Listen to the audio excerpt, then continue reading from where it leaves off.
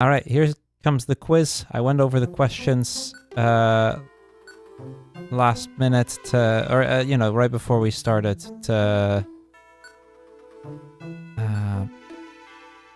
just to make sure I remember. Open it right away. That's not going to be it. Yeah, that's not going to be it. We're going to leave the overall timer running, mind you. I have a timer of my own going in case we need to as well. Hopefully not the 10 try. Yeah, so this is the personality quiz. The personality quiz is what gives us the starter. We need a skitty for this particular run. That's going to be our starter of choice. For that, I need to get a hasty nature. It takes, like I said, 2 to 5 tries on average. Every try takes about a minute or so.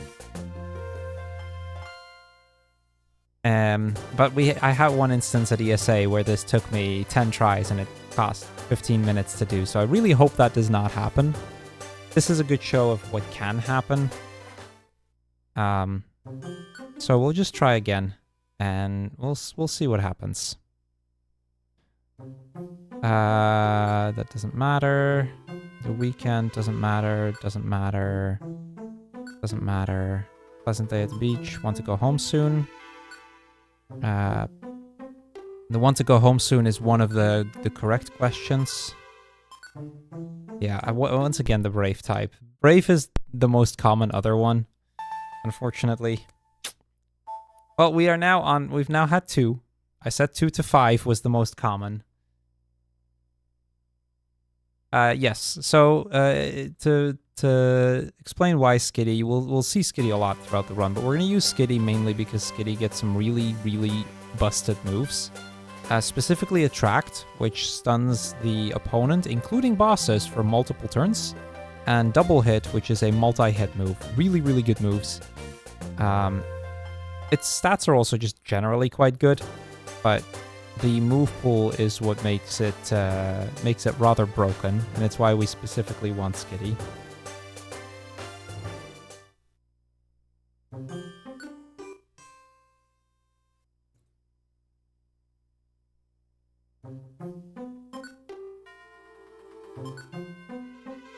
Okay, open it right away. That's good. I don't think that's one of them. On vacation outings, I want to go alone. No. Okay, this should be... Yeah, that's hasty. Okay, 3rd try. That's fairly average. This is Skitty. This is now the hardest part of the run over, sort of. We are now going to choose our partner Pokemon. For our partner, I'm going to choose Cyndaquil. And I'm going to abbreviate the name to a single character. So, now that we've done Pokemon Mystery Dungeon, let me go over who I am, what this run is, any on all that. So, hello everybody. I'm Crrool. I used to be a Pokemon speedrunner. I used to run Pokemon quite a lot. Nowadays, I don't run very often anymore. I've kind of stopped speedrunning a lot of the time, but, for this beautiful event, I figured I'd dust off some of my old runs. This is Pokemon Mystery Dungeon, a beautiful little spin-off for the late GBA, early DS era. Let me nickname my Pokemon RPGSU. Where's the U? RPGSU. Late GBA, early DS era, where we wake up one day and we've turned into a Pokemon. And we find out that a whole lot of things have been happening in the world, and things have not been going very well. And we get woken up by our partner Pokemon, our Cyndaquil, and we get requested if we want to help. Well, we get a request from the Butterfree to help out this Pokemon.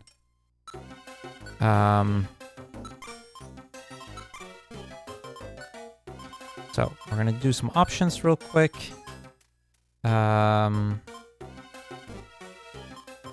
Change the settings. I believe that's it, right? Yep. Oh, I forgot to do the intelligence thing. I'll still do that.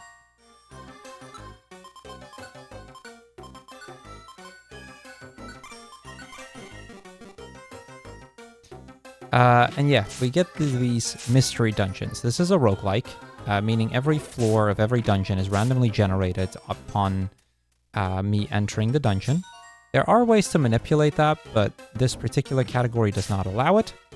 This is the no quick save, no wonder meal category. Quick save is basically the RNG manipulation.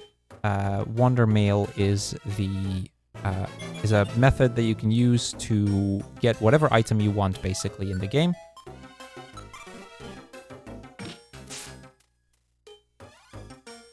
Okay, a bit of an unlucky second floor there.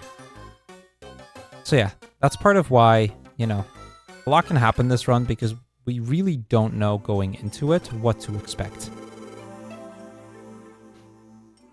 Just double checking that I didn't miss anything. I did not. Okay. Because basically every single dungeon is going to be random. So what I'm going to do is I'm going to be looking for certain items that are just really useful. Items to help keep me alive. I'm going to invest into items to make sure that my damage output is high enough.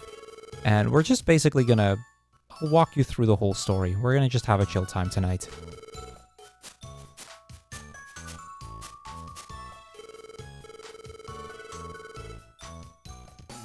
A fun little thing to note for any and all speedrunners here. The speedrun of this has something very chill, where it is the only side series, and only part of the Pokemon series, in fact, where mashing is not a thing. You can actually hold B, and the text will move by frame perfectly. So that's what I've been doing. So it is actually a relatively chill run to do, just because you don't have to mash at all like you do in pretty much every other Pokemon game. So yeah, the Cyndaquil, after helping out the Caterpie, the Butterfree's all happy. She gives us some berries as a reward, and the Cyndaquil takes us to a place that we can stay, and that we decide that we are going to form a little rescue team.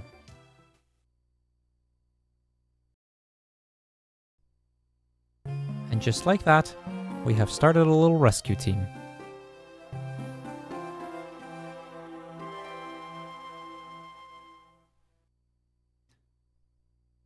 So we wake up the next morning, we're going to be all tired, and this is a great opportunity for me to make my first save.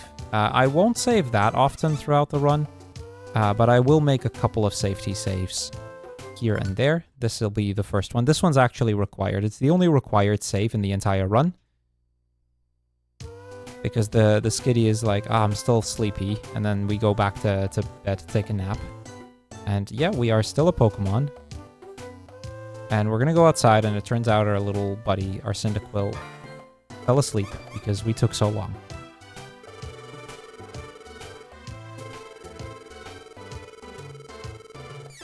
Well, we haven't had any jobs yet. But thankfully, we actually do have something in our mail. We have a starter kit. The starter kit will contain a toolbox, which I will use to store a bunch of items. A badge, which isn't going to be relevant for this run. And a copy of the news, which is also not going to be relevant for this run. There's no jobs for us yet, because we've only just started a rescue team, so nobody really knows about us yet. But thankfully, Pelipper is about to come deliver our first real job now that we have formed a rescue team.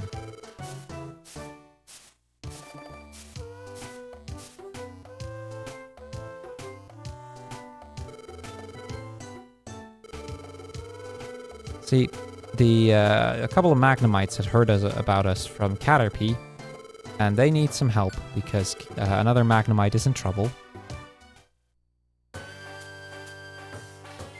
Alright, we're going to go through this dungeon. I'm going to be looking for some Oron berries, which is a nice little safety item this early in the game. An apple to prevent hunger, and some gravel rocks for the first boss of the game. I can grab other things, but I'm not really going to want to. And other than that, we're just kind of wanting to go through this dungeon as fast as we possibly can.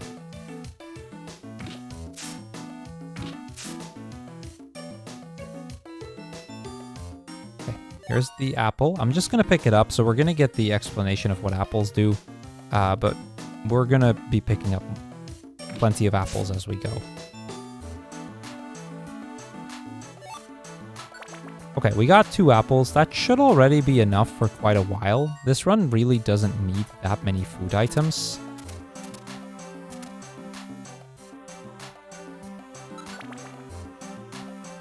If they're on the way, I might pick up some more. Okay, that's an Oron berry. I do want an Oron berry.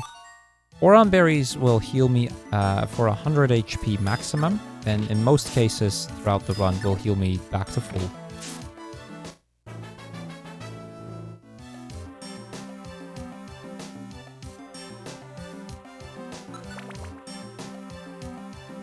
As you can see, not every Pokemon is a one-shot anymore. That's a lot of apples. I'm not going to grab all of them because they will clog my inventory. I didn't find any gravel or rock, so I'll have to pick up some in the next dungeon because that was, mind you, a very, very good Thunderwave Cave. I actually golded the Thunderwave Cave. That's how good it was. But we didn't get the gravel or rock, so I'll have to be on the lookout for those in the next dungeon.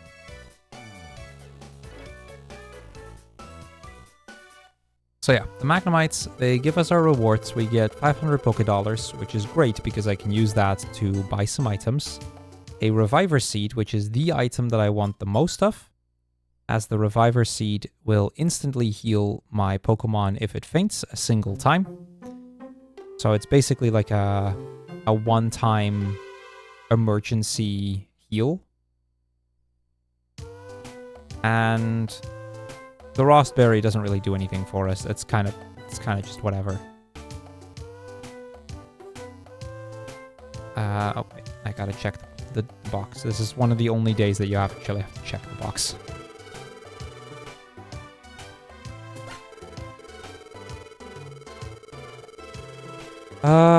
Okay, we gotta link Leer and Tackle on Cyndaquil. That's kind of important.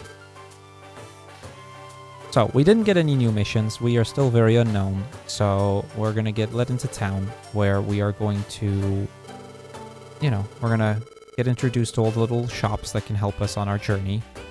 And we will be picking up jobs from the bulletin board, because outside of getting them sent to us, we can also pick them up from a general bulletin board.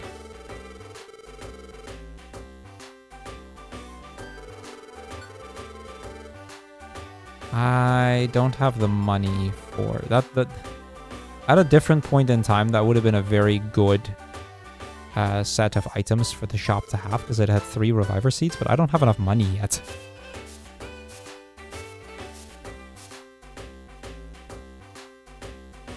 So we're looking for 5 jobs here, preferably something that doesn't involve items.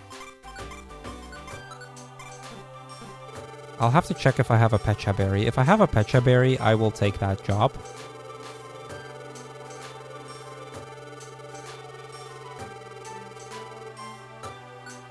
I do have a Pecha Berry.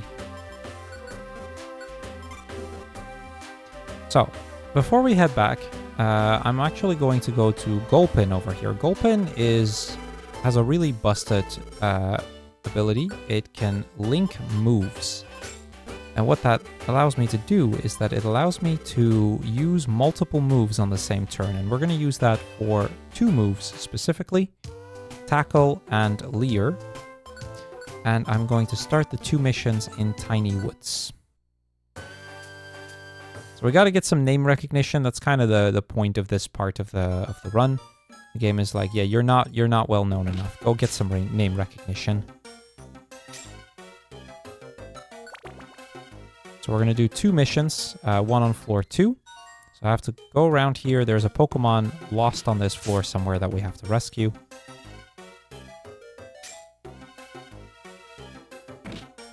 In the Wonder Mill category, we would actually use this as an opportunity to get some of the more powerful items in the game, like a Warp Scarf or Frustration, which is a really powerful move in the early game. In the No Wonder Mill run, we don't have influence over what missions we get. We kind of just hope that we get a mission that will give us a Reviver Seed. Actually, I'll grab the Pecha Berry so that I still have one, because having a Pecha Berry is quite nice. Poison can be a little bit devastating at times. And then we'll save the Rattata and get out of here.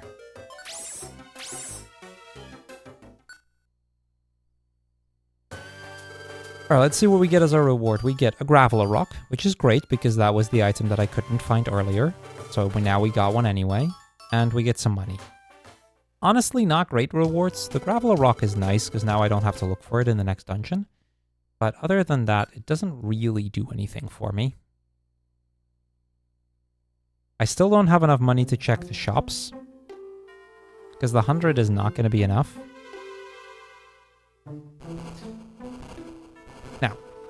Now that we're done with that, we get woken up, or we find out that we have a dream that night. But we don't really notice anything yet. And we get woken up by an earthquake. And right as we do, we have a duck trio dig through the floor of our little house and tell us that Diglett got taken away to someplace high up. A Pokemon named Skarmory. So the duck trio needs our help. Duck trio isn't going to take no for an answer, by the way.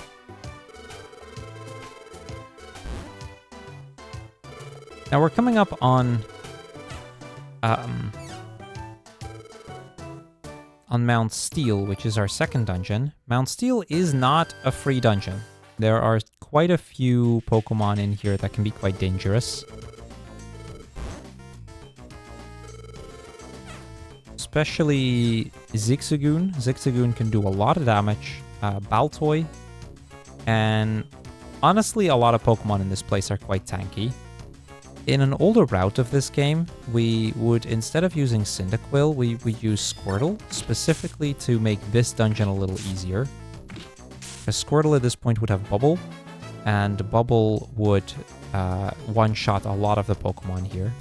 The problem is that Squirtle just isn't as good later on. So we kind of just deal with it as we go. Okay, we get Attract, our first really powerful busted move. Okay, nothing in there. Okay, that is another Graveler Rock, which I consider picking up, but probably not really need it. That's money. I can use money, but it's a little bit out of the way.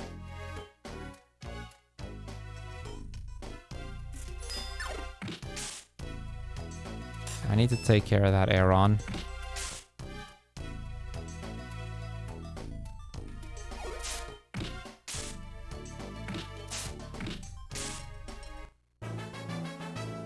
This is a great place for us to get a couple of levels at least. So at least that's nice. Okay, well, we wouldn't have been short on Graveler Rocks at least.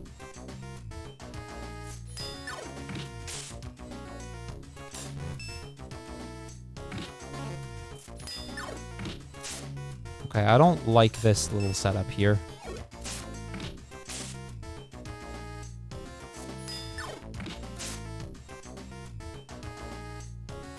Get out of that room fast. I can only have the Cyndaquil attack a limited amount of times, because once it runs out of moves or gets too low on moves, I do need to make sure it doesn't unlink.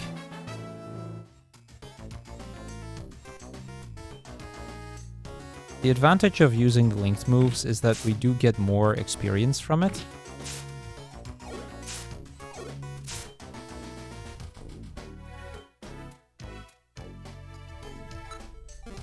Oron Berry. I'll take the Oron Berry. It's a nice little safety item for us to have. Okay, these rooms are getting a little bit silly with how many encounters they have. Do we learn Ember yet? We do not learn Ember yet.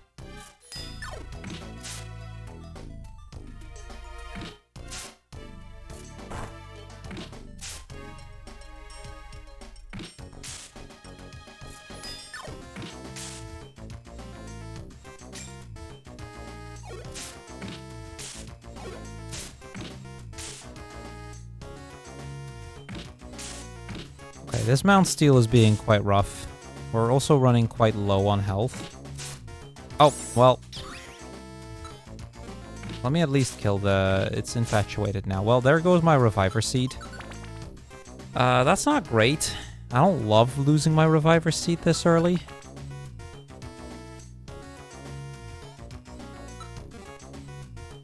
I'll pick up the money now. Because now I really want to buy some extras. That was the last floor, so we are through Mount Steel. We do get some money as well at the end of this place, which is nice. But okay, this is a little bit awkward. So the reviver seats are really for the difficult dungeons, and this is not supposed to be one of the difficult dungeons yet. It can be. It's not uncommon to lose one here. Well, we'll deal with it. We'll find a way out. It's okay.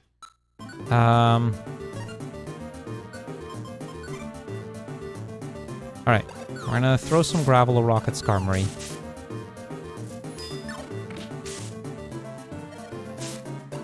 Oh, that's a lot of damage. Okay, well, that's Skarmory done.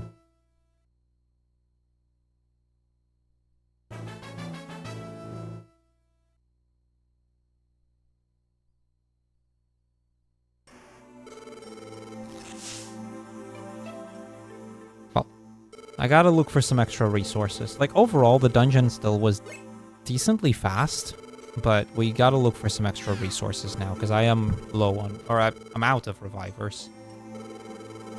Thankfully, the Diglett mission does give us a lot of money to work with, because they give 500 Pokédollars, they give a Pecha Scarf and a Ginseng, and I'll sell both of the Ginseng and the Pecha Scarf for an extra 1,500 Pokédollars. So we have some tools that way.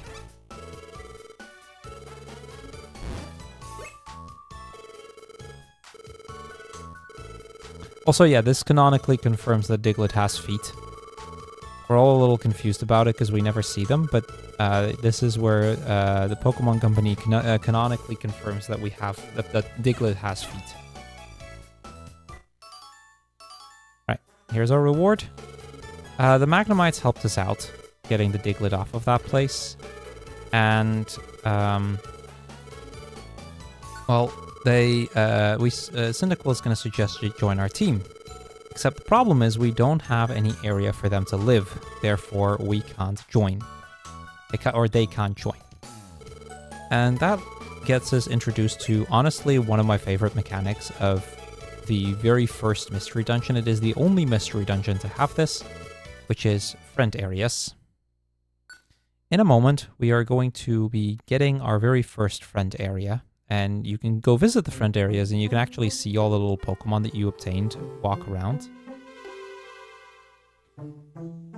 Also, we get another dream. We hear something about human and another Pokemon that's there, but we don't really know much more yet.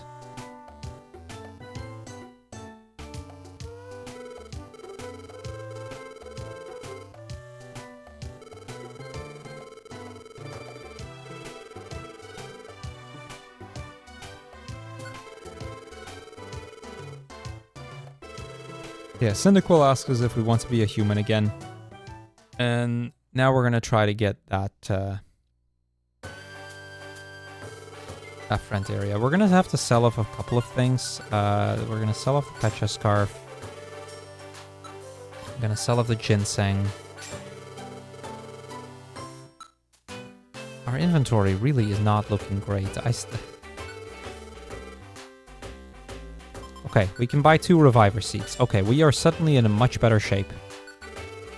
I'll buy the 2 reviver seats and I'll buy the max elixir. That immediately gets me low on money, but those are some really good items for us to have.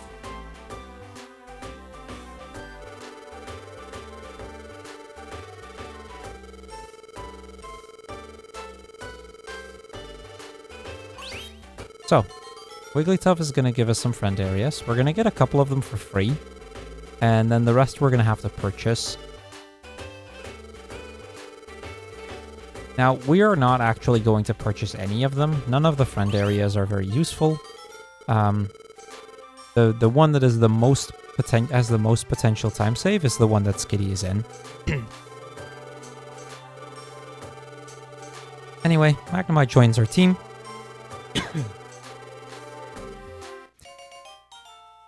And the Magnemite will now go to its friend area and we will never see it again.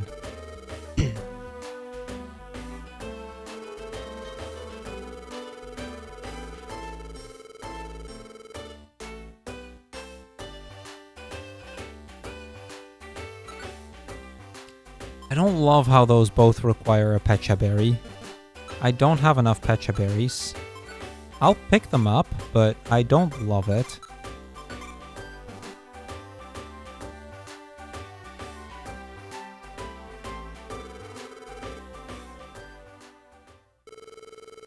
I'm gonna have to find an extra Pecha Berry somewhere in the next 2 dungeons.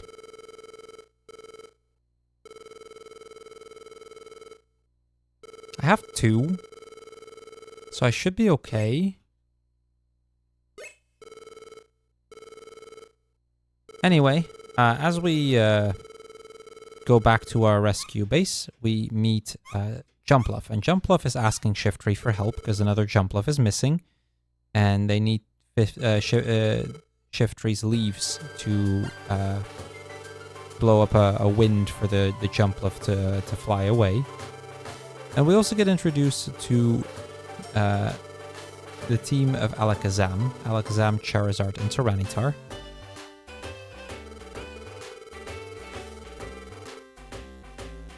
And these are kind of like introduced to us as the strongest team imaginable. They're a gold rank rescue team.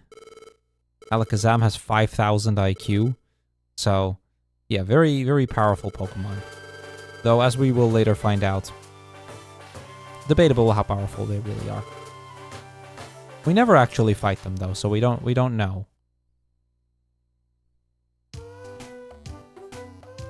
Anyway, we wake up the next day, and this will be a mission day. We're gonna do 3 Thunderwave Cave missions.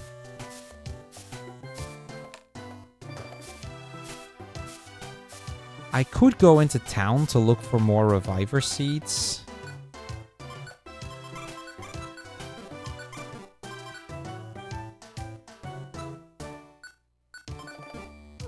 I do have enough money for it. I'll give it a quick peek.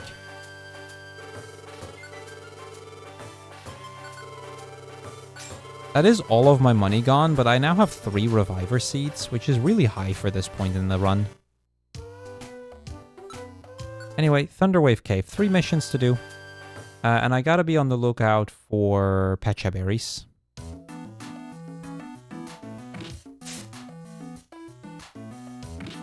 Yeah, it was a very worth it little shopping trip there. The shopping trip, certainly worthwhile.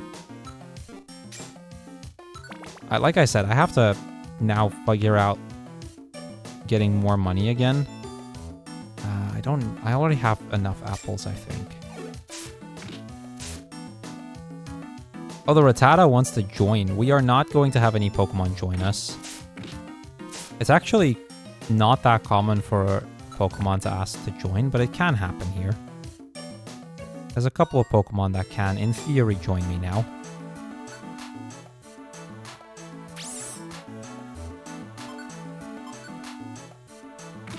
No sign... Ooh, that's a lot of Voltorbs. No sign of a... Wow, another Pokemon wanting to join.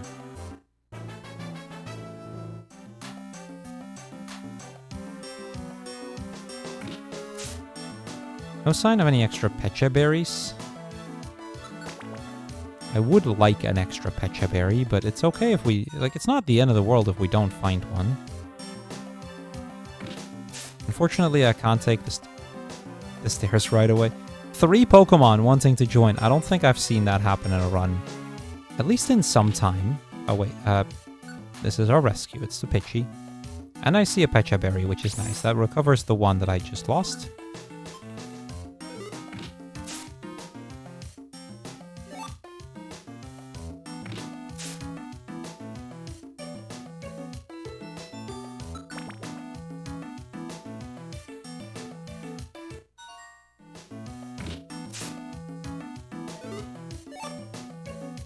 And that's another Pecha Berry.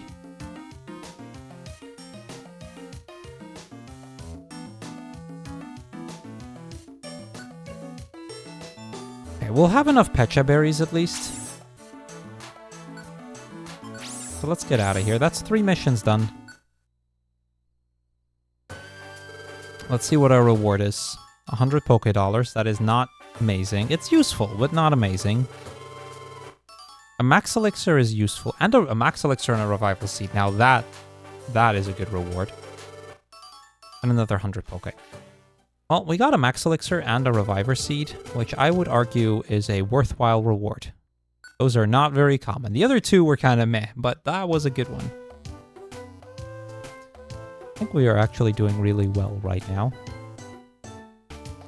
So anyway, the next day breaks, and at the start of the day, we are going to get threatened by Team Meanie. Team Meanie consists of Gengar, Medicham, and Ekans, and they're an evil rescue team. So all they do is they still do rescues, but they do it for profit, and they are here to. So they'll only take jobs that make them a lot of money, and they are here to steal.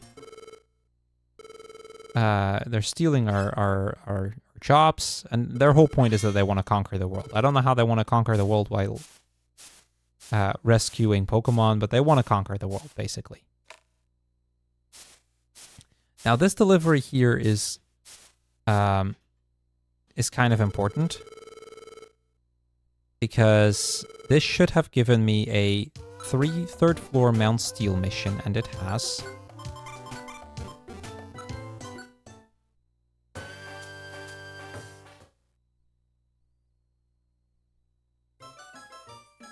So, off to Tiny Woods.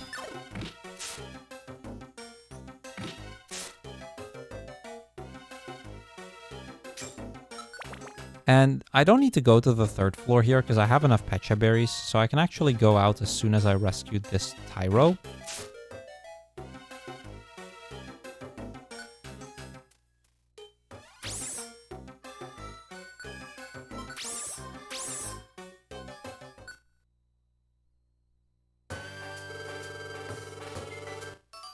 Graveler Rock, not a great reward. Not completely useless, but not a great reward.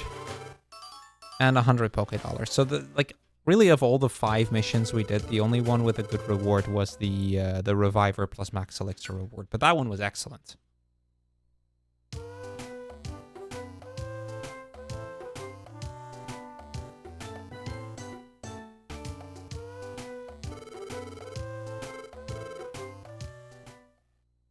So, we're going to meet up with Caterpie, and Caterpie is going to tell us that Metapod got lost in the woods. And once again, we're going to meet up with Team Meanie, and Team Meanie proposes that we have a little competition. Whoever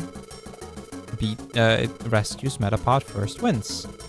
And they also say that, well, you know, since the Caterpie can't pay any money, if they beat us, then Caterpie will have to join their rescue team.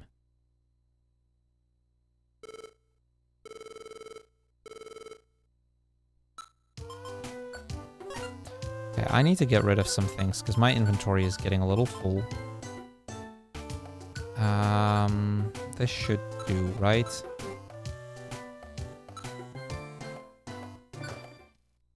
Oh, I was supposed to go to the bulletin board, actually. I may have messed up a little bit there.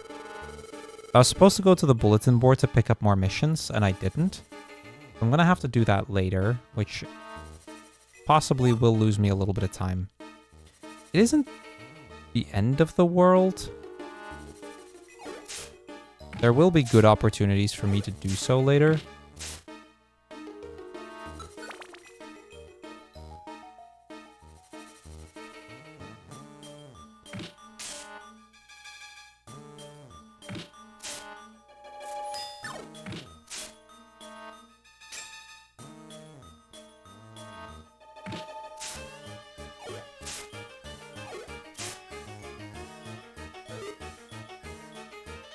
How much does the off days for jobs matter?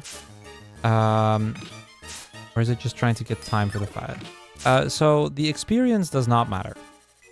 We do not need to do the off days for experience. But we do have to do off days for progressing the story. Because in order to progress the story, you need to do a certain number of missions in between certain sections. So I do actually need to do some off-day missions.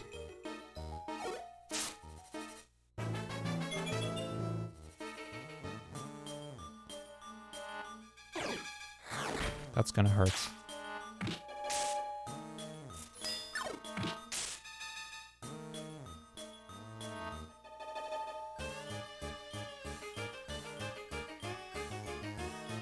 Okay, that wasn't a great floor. That was not a good floor at all.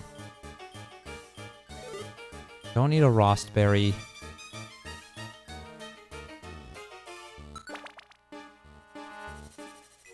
That was a pretty good floor.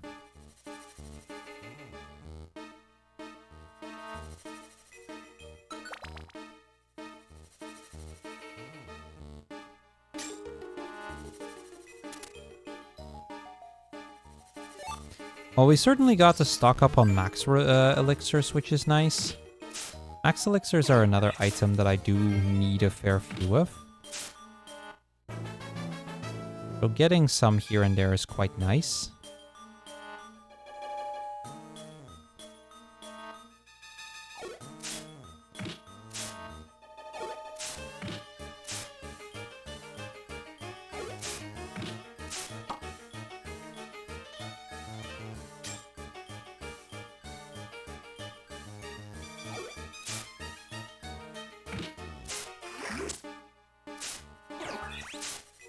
Well, there goes a reviver. Just to show how quickly you can go through your revivers. It goes to show here.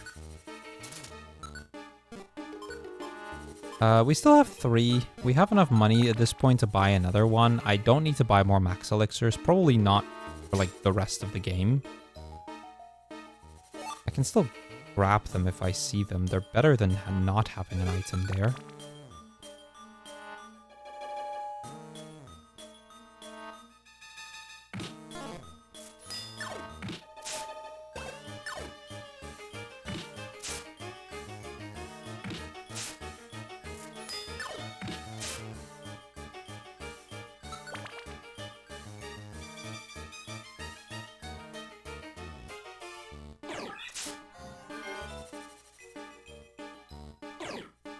Oh, this is bad.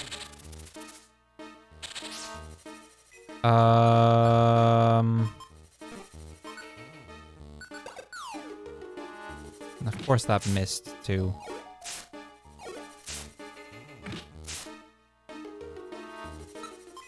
I'm gonna eat an Oron berry.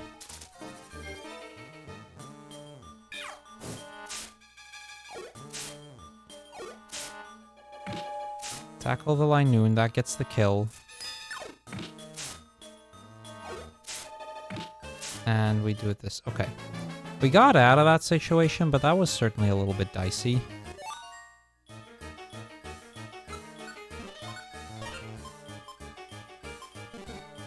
But I only lost an Oron berry to it, which, of all things that I could lose, is not one of the worst, because Oron berries are generally quite a common item, and it's not as big an item to lose as a reviver seed, so I feel like I actually got out of that decently well, all things considered. That was a tricky floor.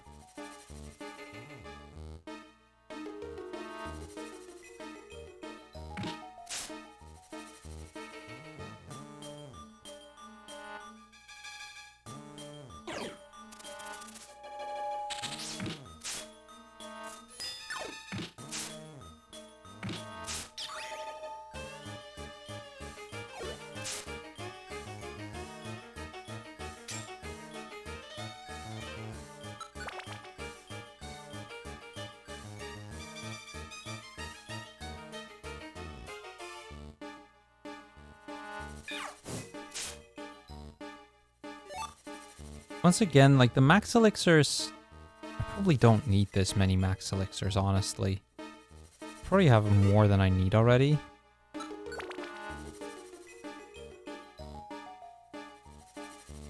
That refreshes the Oron berry that I just had to use, so that's good.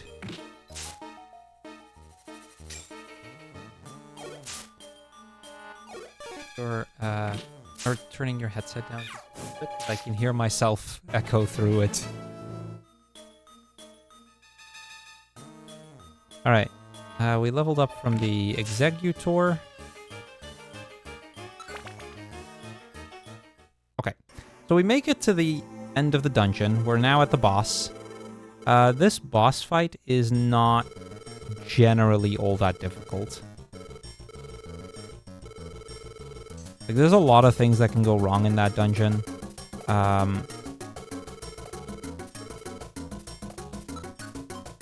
We still have enough linked moves, so I can turn this off. I throw a gravel or rock at Metacham.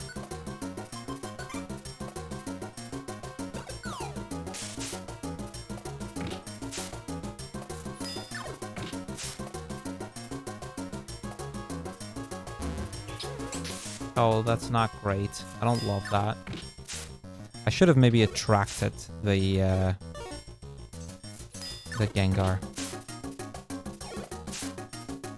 Gengar generally doesn't do enough damage for it to be a real problem here. I'll use Attract on Gengar now.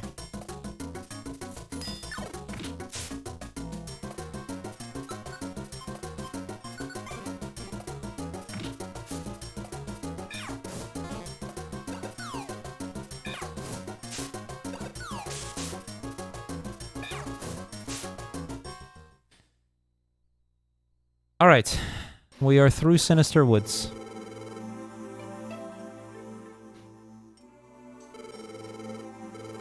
I wouldn't say that the Sinister Woods went all that well.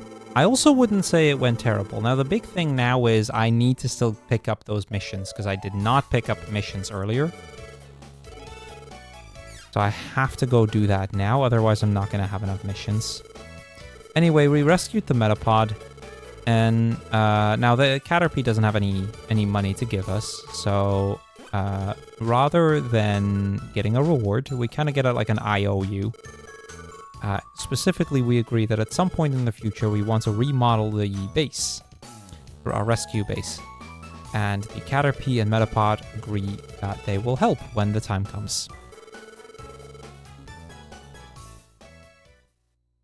Yeah, that's the end of the day. We're actually coming up on one of the scarier dungeons, so I think I might make a little... And now we have a lot of good items at the moment. I really shouldn't need to make a backup save here. Am I getting Apom? I'm going to try. Alright, so we meet up with Skiploom. The Skiploom tells us that the shift tree has not yet returned. So they are now going to ask us to help both Shiftry and Skiploom.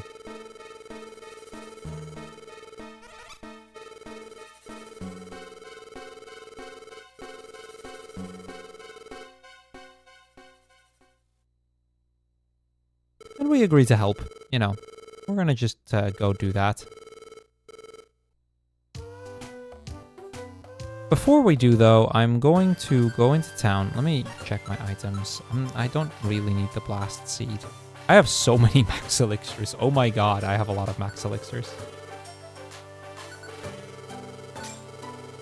I don't think I've ever had this many Max Elixirs in a run. Alright. Oh, actually, I used up too much money, didn't I?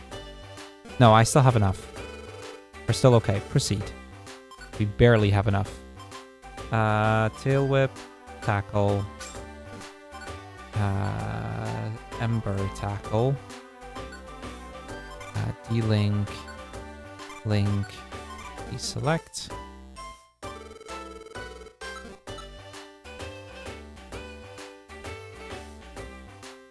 We have enough Max Elixirs at least, which is nice. I do not have as many jobs as I should have. Okay. That is going to pose a bit of a problem later, because I really need to find more jobs. I don't think they came in here either, did they? I'm gonna just store those in the hopes that I get an opportunity to get some more, but I don't think I will. Alright, anyway, we go on to Silent Chasm. The thing is, I need 2 Tiny Woods missions and 3 Thunderwave Cave missions and 3 Mount Steel missions. I only have 1 Tiny Woods and 1 Thunderwave Cave. I do have all 3 Mount Steels, though. So Silent Chasm is not a very long dungeon, but it is the first dungeon that has the option of giving us some damage boosting items, specifically the power band and the special band. Both of those are great. It also is the first dungeon that has Beedrill, and Beedrill has Fury Attack, and Fury Attack can not only lose me one Reviver Seed, it can lose me multiple. So that's a Pokemon we have to be very careful of.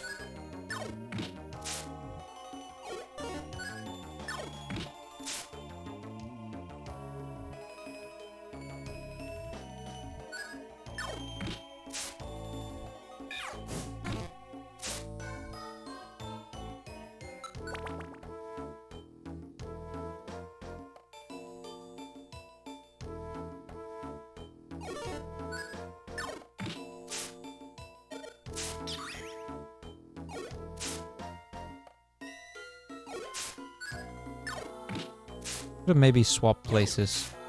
Yeah. Goes to show how quickly you can lose a Reviver Seed. We still have 3, so I'm still okay. But that was a...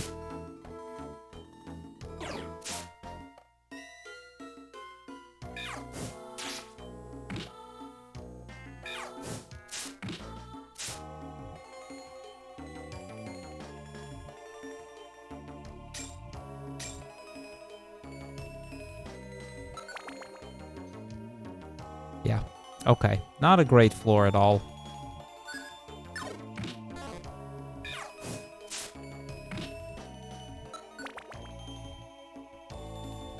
Silent Chasm 4. Oh, I see a band. That is the power band. That is great. That is the damage boosting item I want for Skitty. The special band I want for Cyndaquil. However, if we don't get it on Cyndaquil, but we find another power band, that will still be useful. Because Cyndaquil does still benefit from a power band too.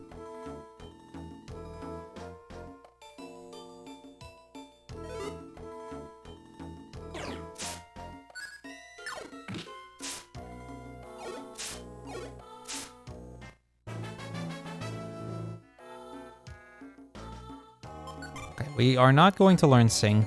That is not the useful move. We are going to still get one more move on Skitty.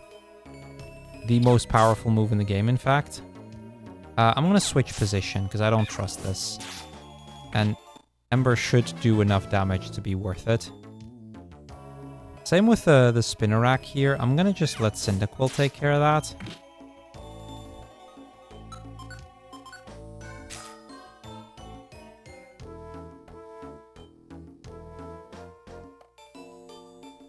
Escape Warp is nice, but not the item I need. Escape Warps are a great item in Recruitamalls. And there's some other categories where you can get good use out of them. I was not meaning to move there. Cyndaquil is full health. Oh, that's a... Oh. It's kind of unfortunate that that missed. Oh god, this is awful. Okay.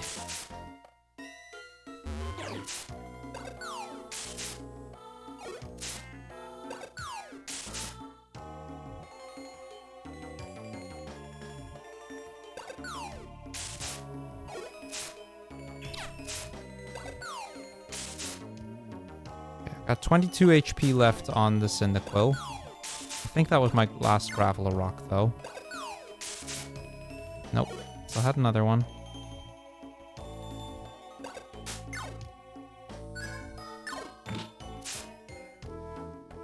Okay, I gotta be very careful now. This is really not good at all.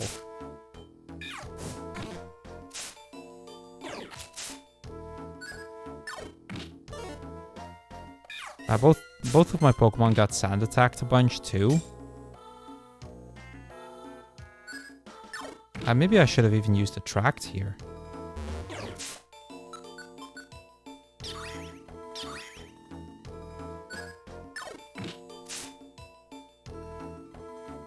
I'm gonna walk instead of run, because I really need to be aware of any Pokemon that are coming up. Okay, well, we made it to the end of the floor, but this silent chasm has been something else. I'm out of gravel or rocks, too. I saw a Houndour just pick them up. If we run into that Houndour, I could be in major trouble. I suspect that might be the Houndour.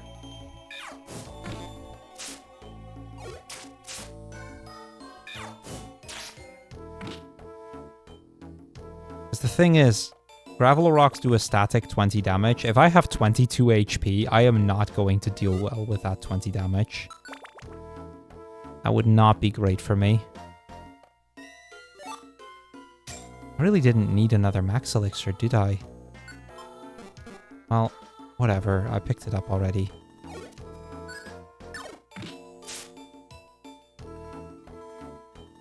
Okay, once again, Beedrill, extremely scary Pokemon.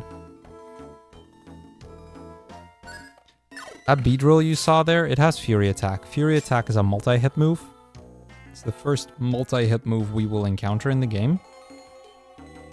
And that basically means that it can hit me 3 or 4 or even 5 times in a single turn. And if it does, it can lose me 2 Reviver Seeds on the go. Right now, I've already lost 1 Reviver Seed this dungeon. 1 is fine. Alright, well, I was 3 minutes ahead of my splits going into Silent Chasm, and I lost all 3 of them. What a dungeon. Yeah, we lost 3 minutes in this place. Which, you know, that happens. Losing 3 minutes in Silent Chasm is not unheard of. Surprisingly, though, I only lost 1 Reviver Seed. I still have 3 more.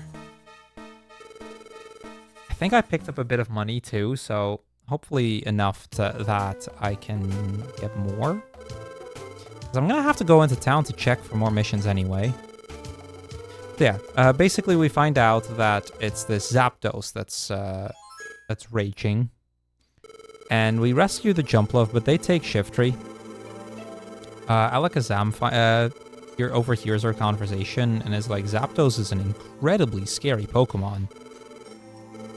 Because we offered to go, and Alakazam's like, Zapdos is way above your skill level. You're not ready to beat a Zapdos. And, you know, he might have a point there. But even though I'm going to pretend that my stomach hurts, because it is faster to do that, we're going to both go. Both the team of Alakazam and our team is going to go try and find the Zapdos. First, though, I have to check the bulletin board. It's mandatory, because I do not have all of the missions I need yet.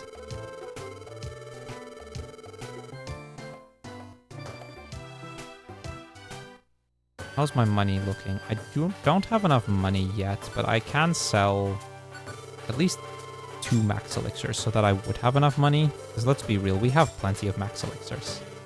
Even if I sell 2 off, I would still have plenty of max elixirs. And that gives me another Reviver Seed. We are basically out of money, but gives me 1 extra. And I'm happy to get that. Okay, we now have the Thunderwave Cave missions complete. I'm still missing a Tiny Woods mission. I'll still have to go back here again. I'm also going to save before this dungeon. I think, you know, we're an hour in. I haven't really made any safety saves yet, so let's make our first safety save.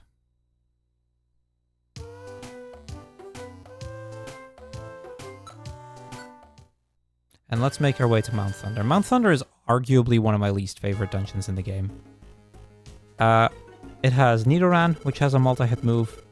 It has Electrike, which is Double Team and Thunder Wave and Static. Pidgeotto with Sand Attack. Electabuzz, which can do a ton of damage.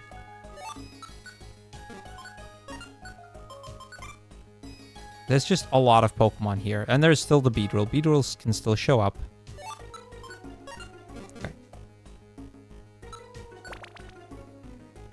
It is one of the... Yeah, I'd argue Giant Chasm Mount Thunder is about where the first major difficulty spike in the game is. I would 100% agree with that.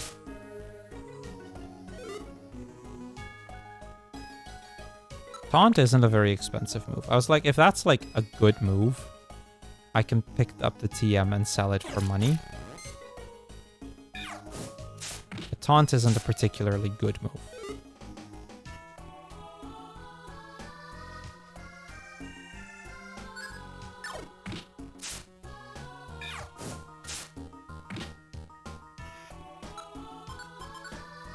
I'm gonna just eat the apple so that our stomach gets stays full. I don't think I've actually explained what the food is for. So as you go through the dungeon, you lose belly, and belly is basically just the stat for how full your stomach is. If it ever hits 0, we start taking insane amounts of damage. At that point, every single step we lose 1 HP. So it's important that I keep my belly as full as I can. Or rather, well, it doesn't have to be as full as I can. It just has to be not 0, basically. I just need to make sure that it never hits 0.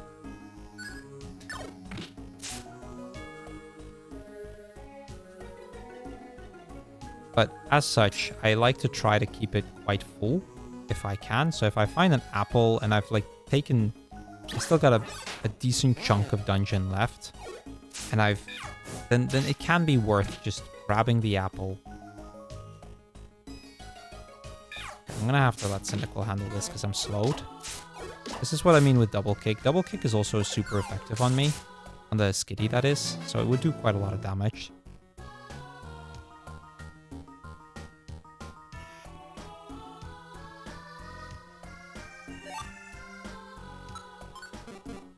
Have enough gravel or rocks again. Move on to floor 5.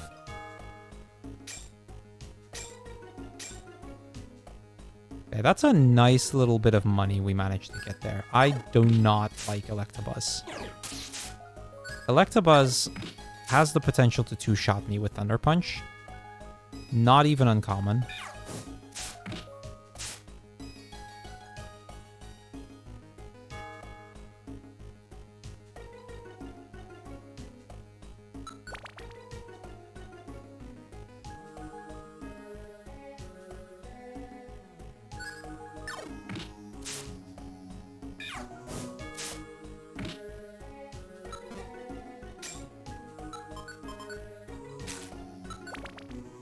That fills up my stomach again. Now we should have enough stomach to just get to the midpoint. Okay, that's enough gravel or rocks. I really don't need to pick up any more.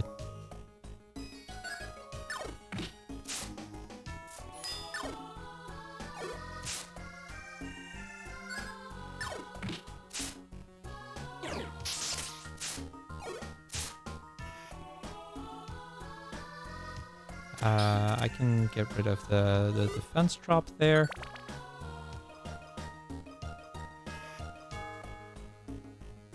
Okay, we got the special band. Awesome. So the special band is the held item for our Cyndaquil. It boosts the damage output of my embers, which will at times be very useful. If I see another special band, I might pick it up because the special band sells for 1,500, which is almost 2 Reviver Seeds worth. But it is quite a high value item.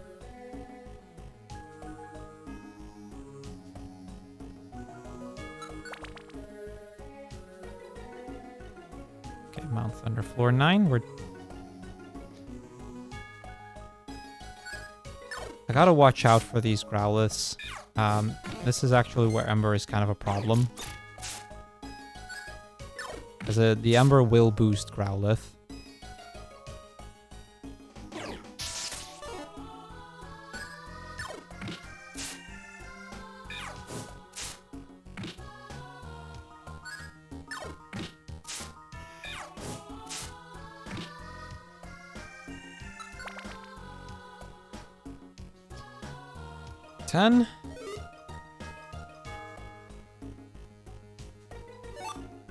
Okay, a link box is a nice little item. The link box is an item that allows me to link moves together if they were previously unlinked.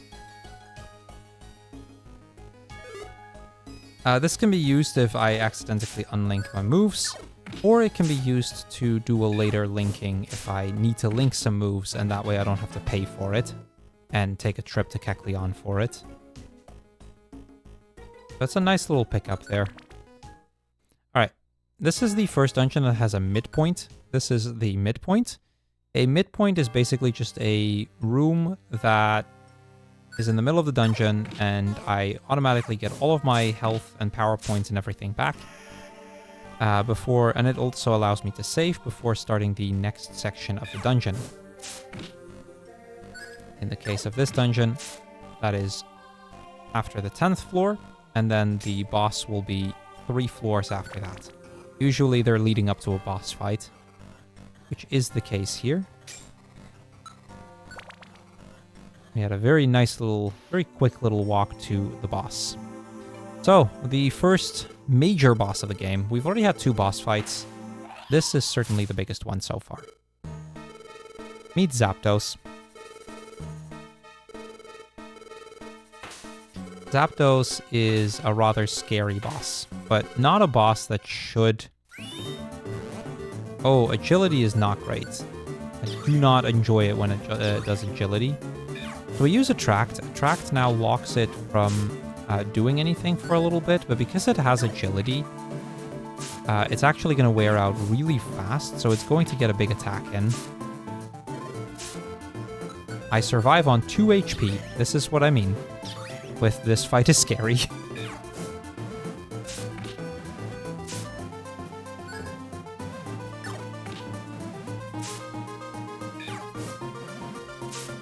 Okay, we win the fight. We did not die. That's great. We didn't lose any reviver seeds. That was a rather tight fight, though. Happy to see the fight go well, because that really could have messed with me. So yeah, the Zapdos tries to attack again and then gets calmed down by Alakazam's team, and we finally get Shiftry back. Shiftry is okay. Alakazam's team is very surprised about how strong we are. And we tell Alakazam that, yeah, there is something weird about us, because we are human. And we ask Alakazam if Alakazam has any idea of what's going on here. And he suggests that he doesn't know, but he might know a Pokemon who does. One who stares into the sun all day at the Hill of the Ancients.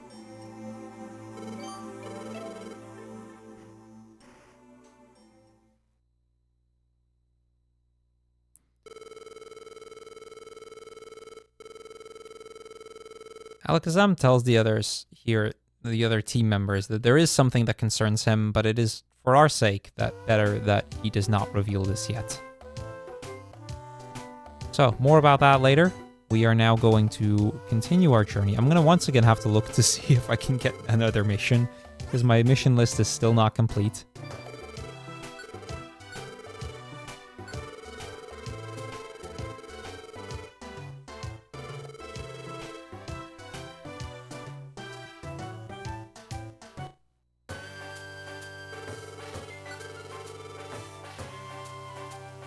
No sign... Okay, we have enough money to buy a reviver seed, which is nice. A warp orb can be useful. Not my preferred orb. I rather have a petrify orb, but I can work with with one of those too. Okay, and we get a Tiny Woods mission, so our mission list is finally complete. How's our inventory? Our inventory's full. I'll toss an apple. I didn't realize our inventory was completely full already. It doesn't surprise me. We did pick up quite a lot. Alright, anyway, this is the Great Canyon.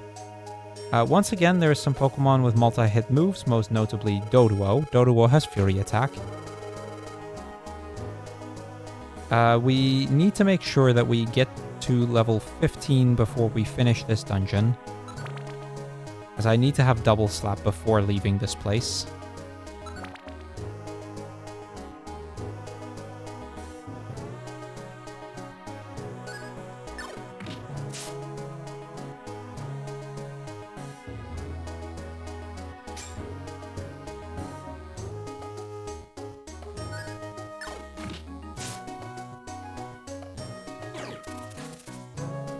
Don't love the poison powder. It's not concerning yet, but I may have to use my Pecha Berry soon. In fact, maybe I should just use the Pecha Berry. Because I still have to move around the floor. Okay, we're gonna get double slap now. That's great. And get rid of Growl. Teach double slap. And now that we have it, I'm gonna use the Pecha Berry.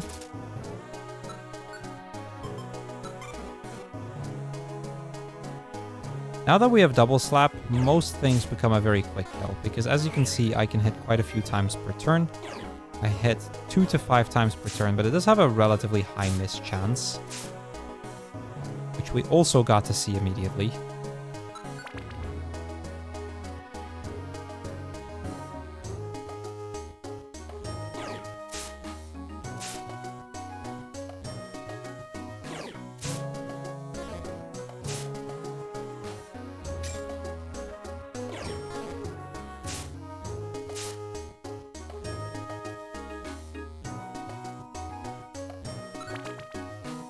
At least we're high enough level now.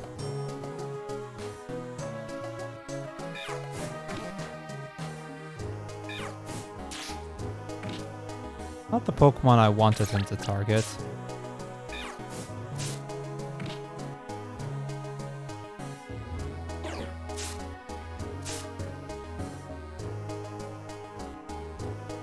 There's a room here. I should check this first. My belly is still full enough that I'm not going to grab that apple.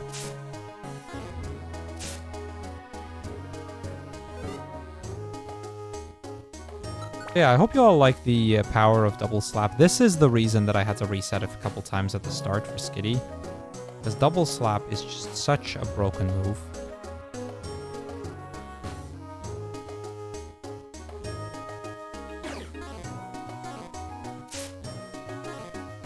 Later on, we will link it with some of the other moves. We'll just be able to start doing insane damage. Depending a little bit on our luck, of course, but certainly enough that most enemies in the game are a one-shot. The only risk we run is that, you know, we are going to be relatively low level throughout the run.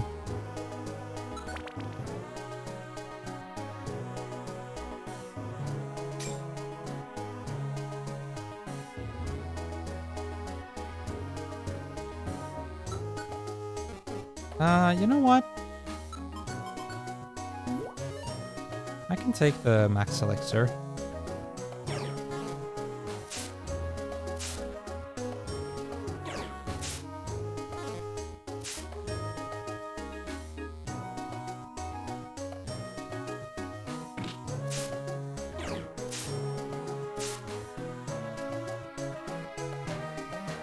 Where's the last room? Is that at the top right? It could be top right, actually.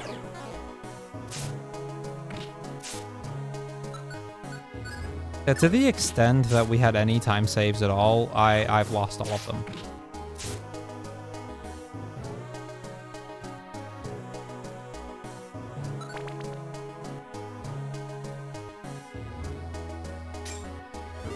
We actually had a pretty good start to the run, but by now by now it's not as good anymore, just because we've gotten quite unlucky on this dungeon. Or these dungeons, I should say. Which is to be expected, mind you. The estimate is at 3.5 hours. Like, for reference, my PB is just over 3 hours, so I have a half-hour leeway, but because bad dungeon RNG is such a common thing, as evident by the fact that we've been having quite a bit of it.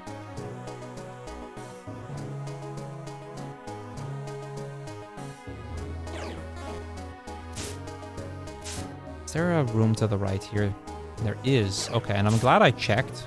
I almost turned back because I didn't think there was enough space for another room to the right here.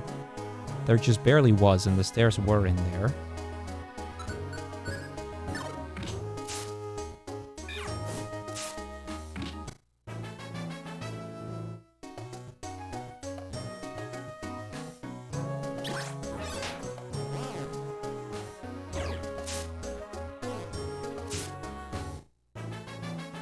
Level 16 is honestly already quite high here. It's a show that we've killed more Pokemon than you'd expect.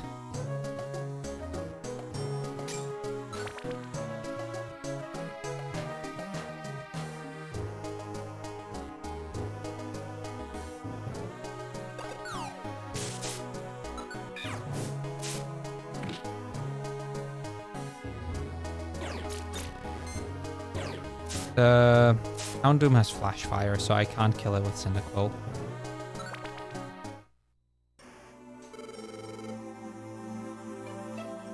Like, just between the start of Silent Chasm and now, I've lost 6 minutes. Just as to give you a bit of perspective on how quickly you can lose time. We're still, well, we're still on a very solid pace, mind you. We have our inventory is really good. That definitely helps. Anyway, we meet Xatu at the top of the Hill of the Ancients, and he's not responding at all. We're going to propose to attack him. You can say tickle here, which gives you a really funny little cutscene. The problem is that tickling him loses 20 seconds over attacking straight up. So the Cyndaquil is going to brace to attack, and then when the countdown is done, the Xatu finally responds.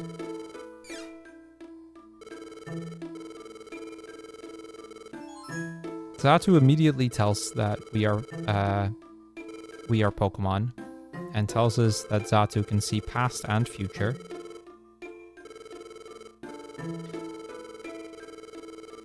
Now, me becoming a Pokemon and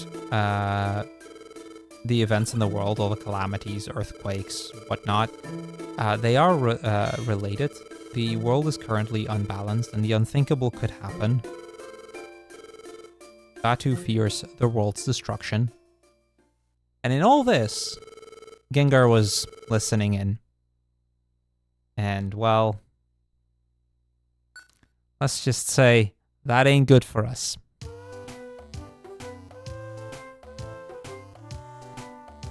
We're gonna head out of our rescue base, and we're gonna now do a couple of cutscene days. For a little bit, there isn't going to be any missioning. We'll have about 5 minutes or so of cutscenes. So if you want to, you know, take a bathroom break or anything, now might be an opportunity to do so.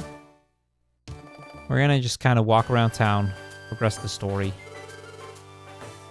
We overhear a conversation of Lombre, Bellsprout, and Snubbull of a legend that Wishcash is talking about.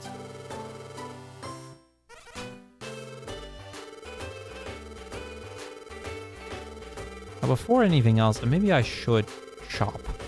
My inventory is still full, I think, so I would have to drop something.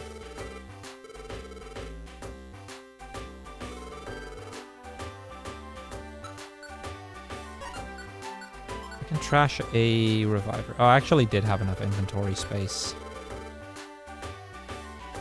Nothing useful there, though.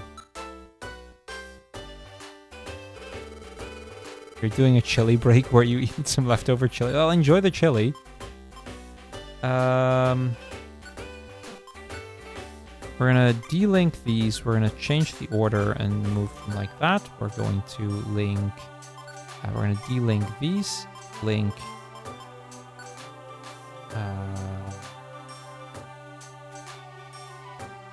Link those and link those.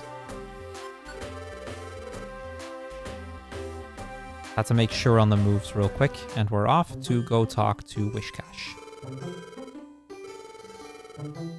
Since I have good money, I might actually go into town, and since this is a marathon run, I might go into town and try and get more reviver seeds still. Now, Wishcash tells us of the legend of the Ninetales, where a human touched a Ninetales tail and, as punishment, got cursed. But a Gardevoir got between the human and the Ninetales and shielded the human from the curse. So now the Gardevoir got cursed instead of the human. As punishment, the human did turn into a Pokemon. And according to the legend, the world's calamities are related to this legend, to this human's actions. Now, Cyndaquil feels a little demoralized after hearing the story, because, you know, he's worried that this might be related to me. World's destruction, you know. It's not great.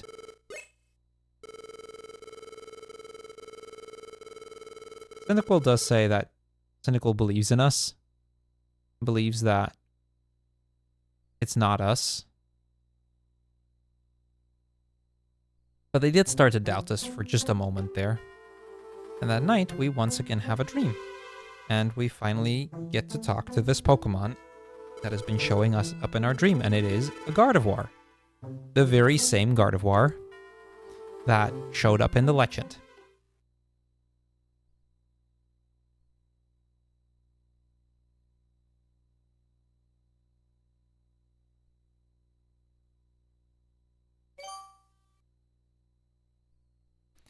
We learned the day before that a Gardevoir shielded a human and got cursed for 1,000 years.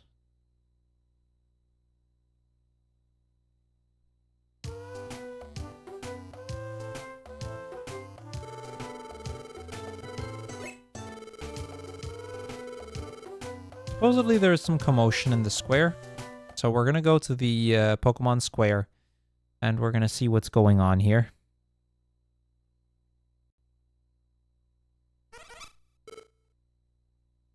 And we find out all the shops are empty, and everyone is in the town center.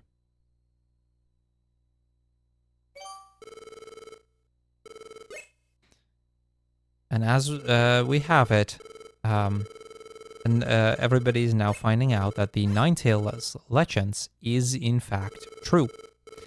A human touched the Ninetales tail and got cursed. And we find out about this from none other than Gengar.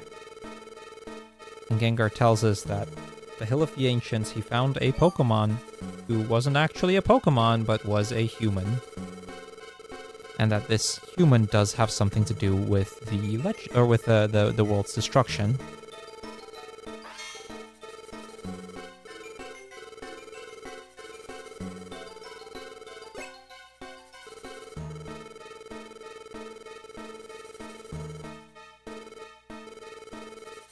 Now Gengar proposes that we kill the Pokemon who turned into a human, and that should put things back to balance. And he points to us. And, you know, we just spoke to Gardevoir, so upon getting the question, is that us? I don't really have a good answer, because, well, we still have to deal with memory loss. We don't remember anything, but we are a human. We have met Gardevoir, so they kind of do seem to be related.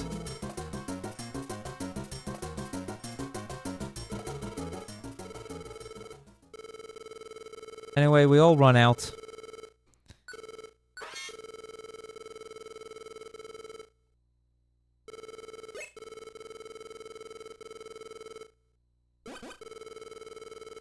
And we tell Cyndaquil of the dream that we had. Alakazam then arrives, and Alakazam is here to kill us.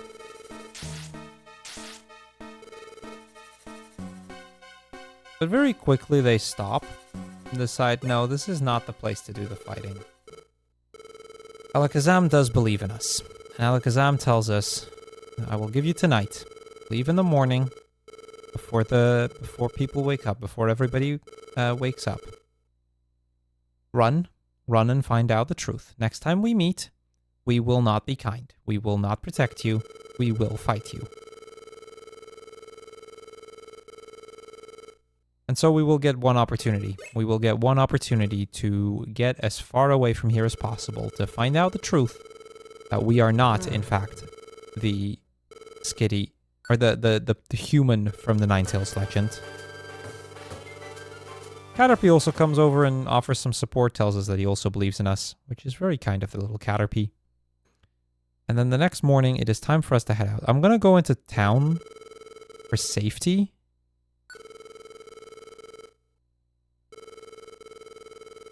This does lose a little bit of time because there's, you know, some extra text, which is a little annoying, but it does give me an extra reviver seat, which is nice. The orbs are not useful this time. All right. That ought to do. And just like that, we are going to be fugitives now. Against all odds, we must run and uncover the truth. And until we have uncovered the truth, well, there's very little we can do until we have. Some Pokemon come over to offer us some support. Jumpluff, the Caterpie and Metapod, the Diglett, basically all of the Pokemon that we helped in our first missions. Even Pelipper offers us some support. They all believe in us. What does Wondermeal or WM and QS mean? WM is Wondermeal, which is you can put in codes to get basically whatever item in the game you want. QS is quick saves, which is a thing you can do in the dungeon, and you can use that to manipulate the RNG of the game. So basically this is a no getting whatever item you want and no RNG manip.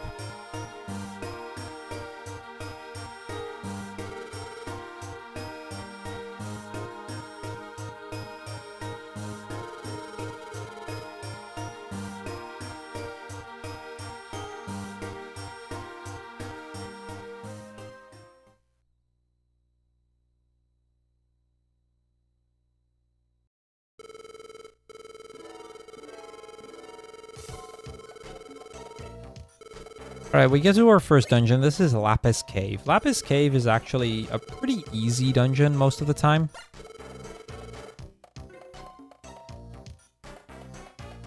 Yeah, quick save really allows for quite a lot. Really cool to do. If we go very far under and the next runner wouldn't be ready, then I might show it off, but otherwise there will be plenty of places where you can see more about it.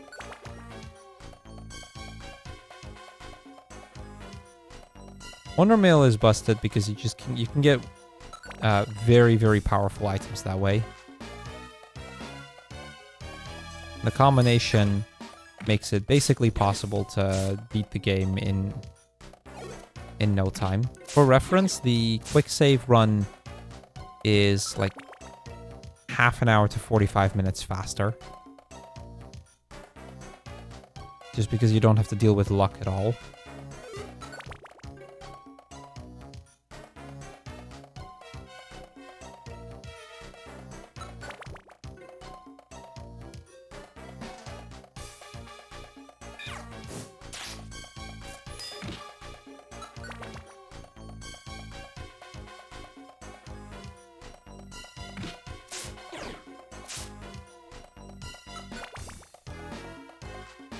The Lapis Cave is 14 floors, so relatively speaking, it's a dungeon with quite a lot of floors, but all of the floors are generally quite small.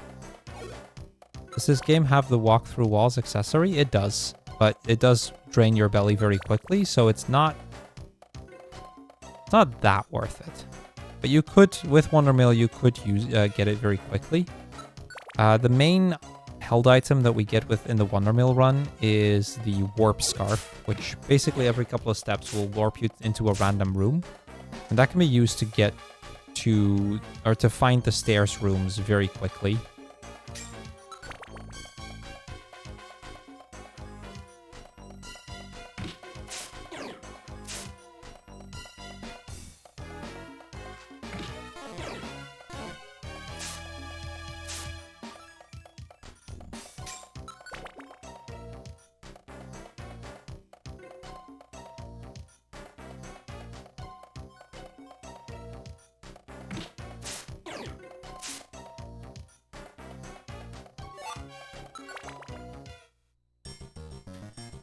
Alright, pretty decent Lapis Cave.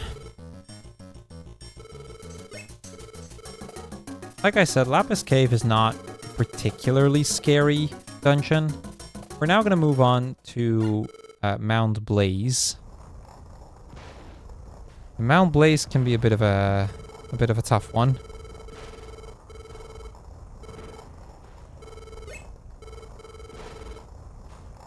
Mound Blaze has Fearow, and Fearow has Fury Attack. That is a big one. Overall, most of the time this dungeon isn't that bad, but there are some Pokemon here that can become a problem.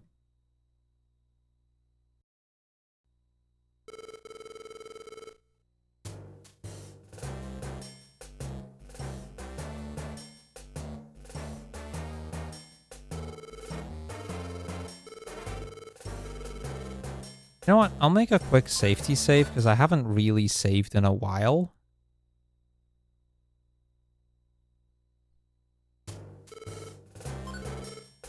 Let's go to Mount Blaze.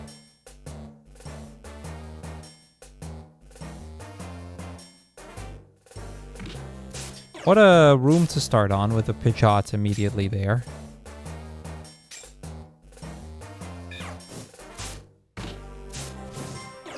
Oh, and we got burned too.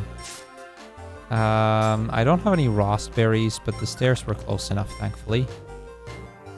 This is what I mean with this dungeon can be tricky. I'm gonna get rid of that stat drop.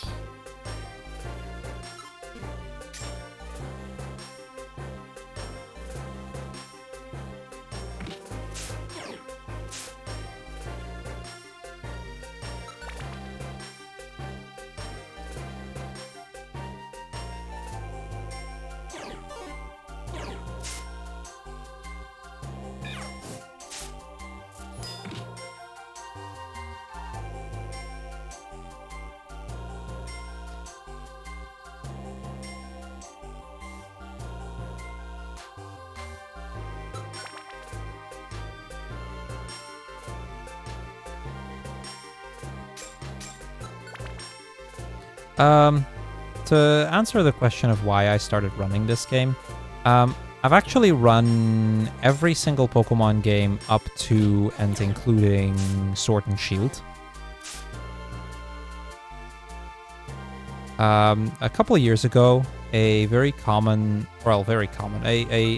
that me and some other speedrunners of Pokemon would do was what's called the series race, where we, in the span of a couple of weeks, speedran every single Pokemon game back to back. The biggest one I participated in was 69 games, so it included it included the side games too. That's why I ended up picking up Mystery Dungeon. Also just think they're really cute games. I really like the games. Ooh, Special Band is very good money. Okay, I'm not gonna pick up any more money at this point. I have 1,500 in the Special Band. So yeah, I've actually run main series 2. I ran every single one of the first 8 generations. But I think the side games are really fun to see, and you just, like, Mystery Dungeon's still one that gets some attention, but I feel like the main games get a lot more attention a lot of the time. I feel like the Mystery Dungeons are a great one to showcase. And you know, if you follow the RPGSU channel, I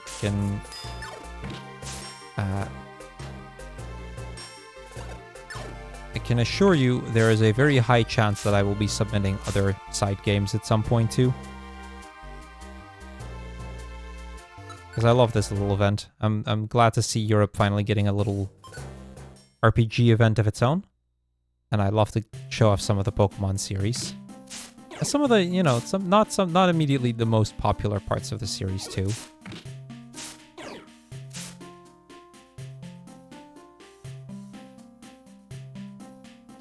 All right, so we've made it past the midpoint at this point. I gotta be careful about that Fearow.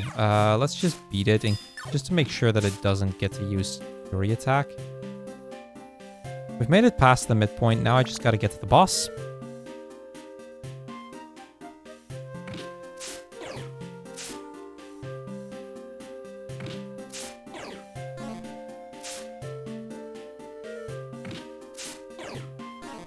Quite a lot of Fearos here. I don't love how many we're seeing here. I need to I don't need to conserve my power points. I should have enough, but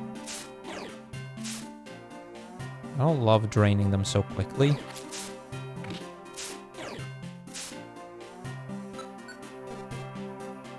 I have 10 left.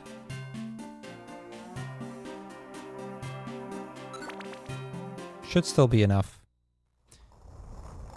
And just like that, we are at the end of Mount Blaze, and we are going to go into the Moltres fight. Now, Moltres, usually not the most difficult one. No, ask away. Ask as many questions as you want. I love getting to just tell you guys what this game is about. So the question is, why is Skitty as the main?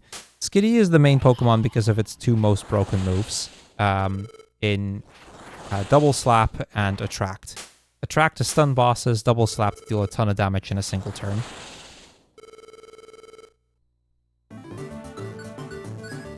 So I can do this, we Tail Whip, then Attract. Now the Moltres is stuck in place for a couple of turns, and I can use that time to just deal as much damage to it as I can. And then Double Slap, you know, allowing me to do up to 5 hits in a turn.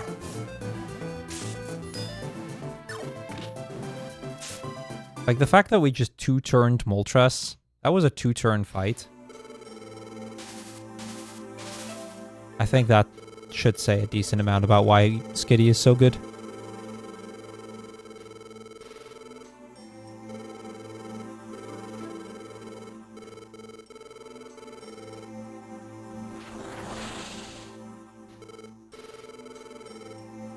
The Moltres, we have a bit of a conversation with Moltres, and the Moltres will allow us passage.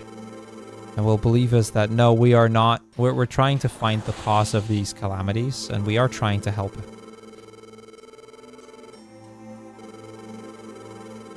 And we will promise to do what we can to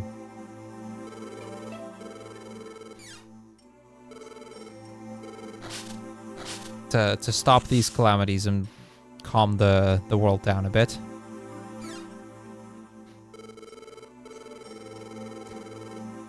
The Ranger games are quite fun to run. I've run all of them. They are quite, like, outside of the first one, they're quite long. But I do enjoy the Ranger games quite a lot. Alright, so we've walked a bunch from Mount Blaze. And Cyndaquil is like, surely nobody's followed us this far, right? But we're like, no, I'm giving him a little reality check and telling him, no, there's gonna be Pokemon who will. If nothing else, Alakazam will. Is the first the hardest to speedrun? Yes. I'd argue the first Ranger game is the hardest one to run. It is also the shortest by far, which makes it not nearly as bad. Because the second and the third one are quite long.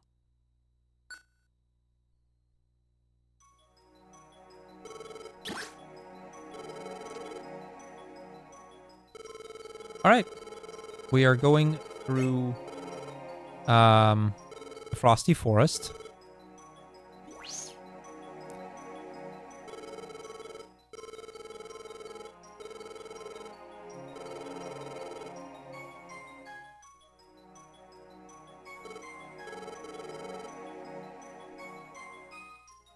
Which one am I missing? Alright, we're gonna go to Frosty Forest. Frosty Forest has a couple of bad Pokemon, but usually isn't so bad. It does have 2 Pokemon with multi-hit moves in both the Furret and Rhyhorn. But Furret's only very early and Rhyhorn is very late. So most of the time it's not really a big problem. No, we were talking about Rangers. The second and third Ranger games are really long. The if we're talking mystery dungeon, I mean, Sky is, or Time and Sky are also not very short, but they're not as long. The ones after that I don't like as much. All good, all good. All right, first 2 floors down. Very good 3rd floor. This is also a dungeon, by the way, that can spawn reviver seeds. So if I see a seed, I will check what kind of seed it is. Because it is entirely possible for us to find reviver seeds, and I will drop another item for it. Sky All Icons does take a while, but so does all icons in Red and Blue Rescue Team. I feel like, you know, at that point we're talking about a lengthier category already. Mind you, I do very much enjoy the post-game in both of them.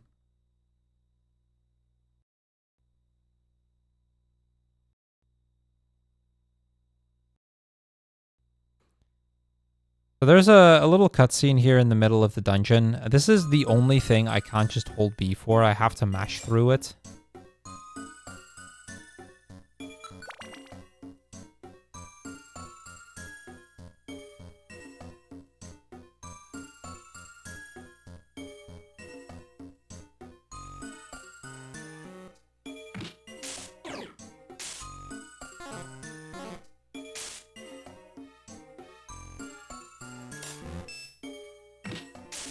The run so far has been pretty decent. I'm definitely a little bit behind, but still on like a pretty okay pace.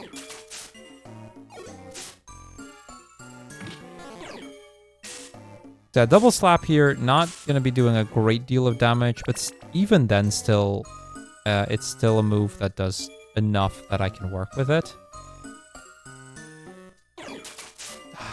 That sucks. Alright, so we lost our first reviver in a while. That is okay. Like, I'm still doing very well on reviver seats.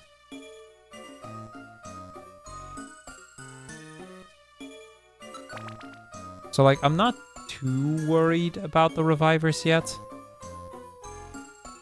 With some luck, we'll find another one, and then, you know, I actually have some inventory space to keep them. I was just a little bit unlucky there.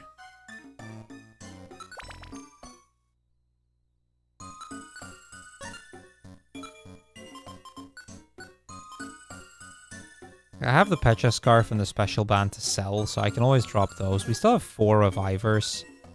And we have enough money to buy more when we get back to town. But this is a dungeon where I might be able to find them, so...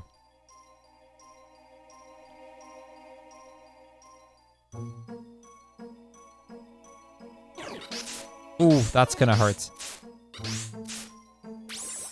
Well, now I have 3 revivers. That's the power of a multi-hit move being used the other direction.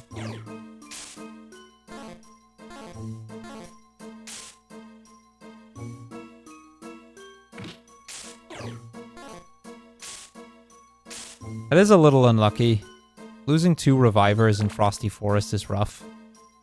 It's not the end of the world. Like, I can deal with losing 2 revivers in this dungeon, and I can still be okay. But it is a little bit rough losing 2 revivers.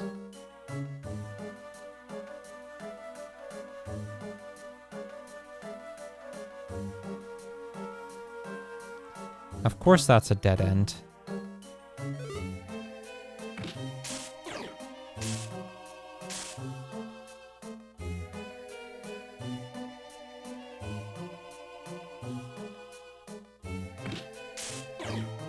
I'll just beat both of them this way.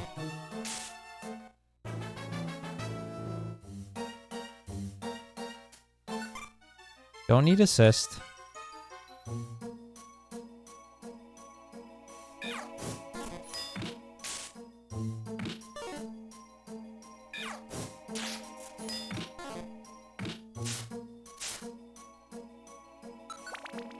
A little unfortunate that it died to the recoil, because it means I don't get any of the experience for it.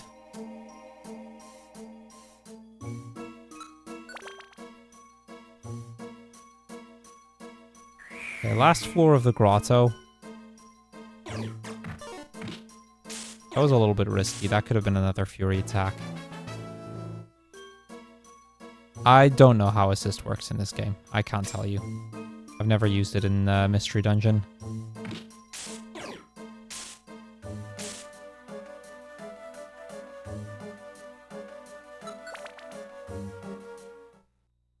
Alright, time for the boss fight.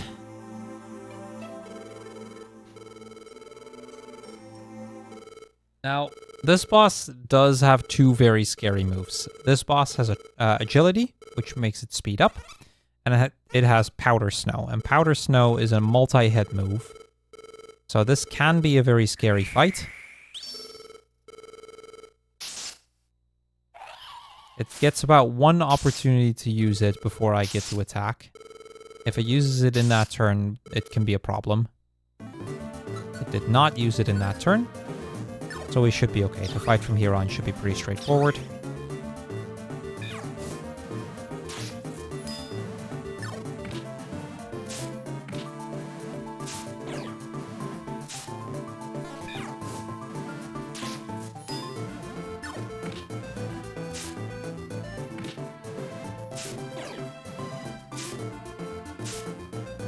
Alright. That's the Articuno fight. Okay, here's our situation. We are down to 3 revivers. I have a lot of money, so that's good. I'll be able to buy more revivers when we get through the next dungeon. In any case, we beat the Articuno. The Articuno does not believe our story, contrary to the Moltres. And then Absol steps in. Absol is a Pokemon that can sense calamities.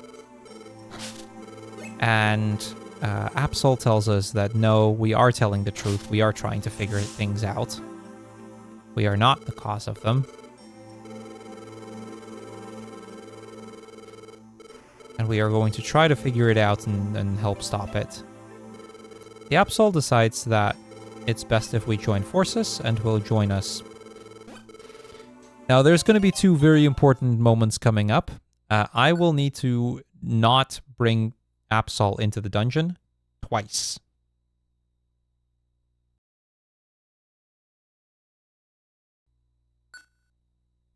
So, very useful if I can bring the Absol. The next dungeon is still not free. There's Swablu's who have Fury Attack. There's Vigoroth who has Fury Swipes. There's Zangoose with Fury Cutter.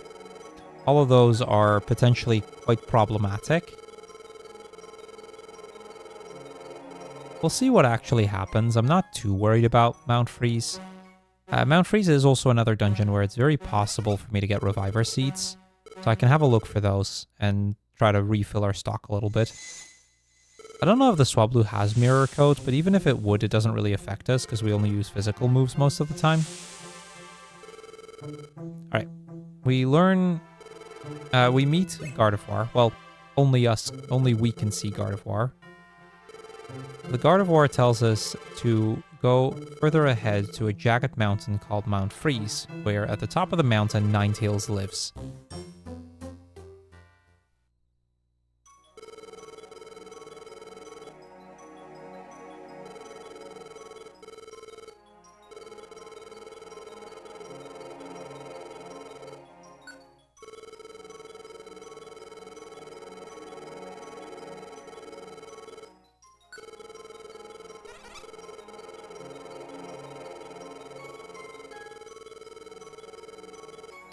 We talk a bit with the Cyndaquil, we get some prompts, and now comes the very important part of making sure Absol stands by.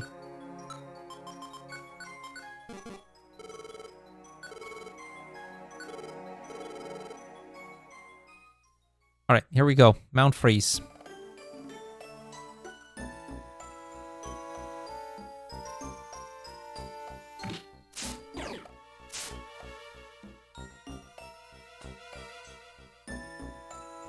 The floors in Mount Freeze usually aren't huge, but they're not small either. We're getting a little unlucky with the encounters so far. Doesn't have to be a problem. But like I said, really we want to see some seeds, because they can be revivers, and I do need revivers. That's a blast seed.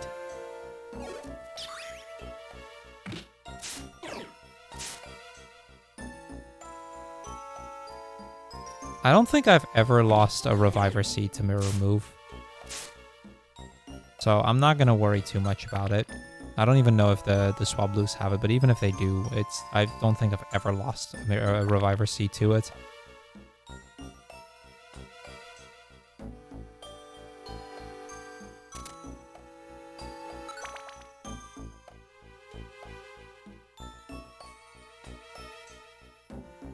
Yeah, we're going to work our way through the dungeon. So far, so good. That's a dead end. Okay, we get past the seal. There's the stairs over here. No sign of any revivers yet, but we are making very quick progress through the dungeon.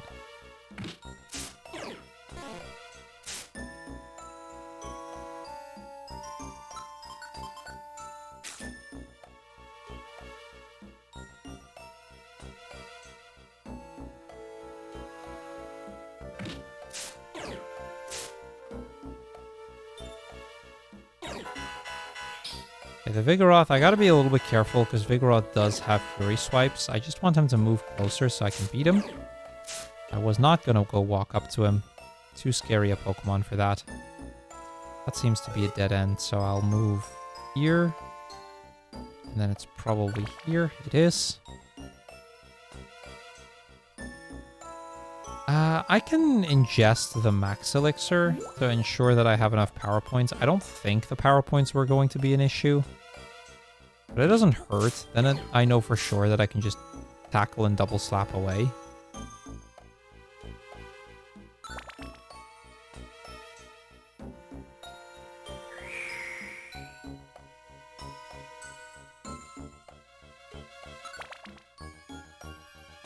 Very solid Mount Freeze so far.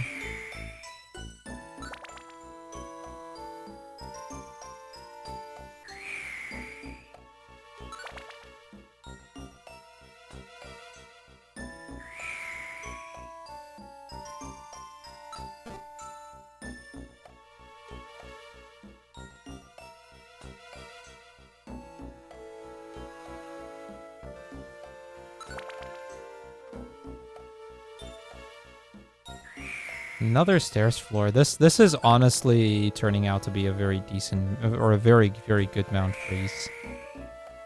We still have a bit more dungeon to go. Things can still change, but as of right now, you will not hear me complain about this dungeon. Alright, we move up to level 20.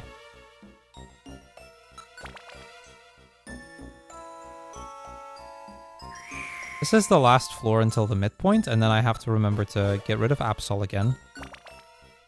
Just like I did before. Something I very commonly forget. This time, I did not forget.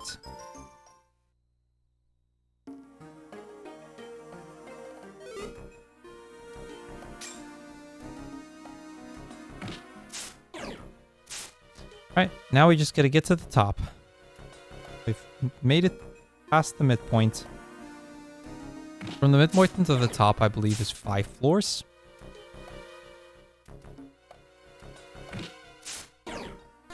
I might actually want to go to the area down here. This is turning out to not be a great first floor. That was the correct move to go here. There wasn't a path from the bottom of the other room.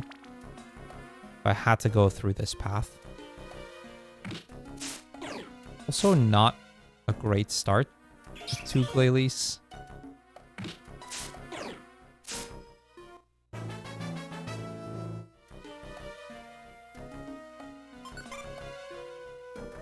No, I do want to learn Quick Attack, I believe, but I think we immediately cancel the move, so it can't use it.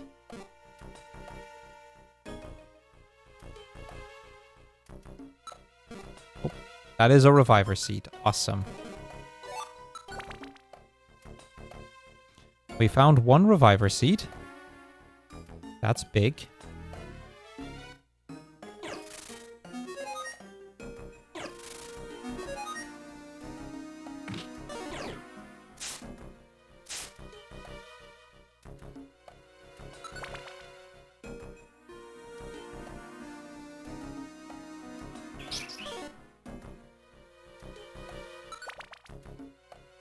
Maybe I should have killed that Glalie there. That might have been the safer path. All right. Yeah, that was a gold. Even with the second part of the dungeon taking quite long, that was a gold split. That was a very, very solid Mount Freeze.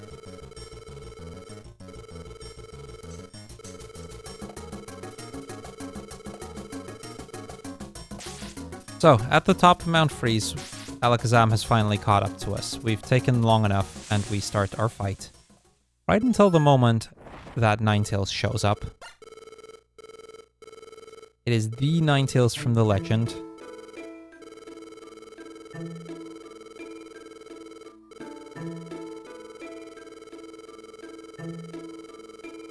And Ninetales here confirms that yes, the legend is true.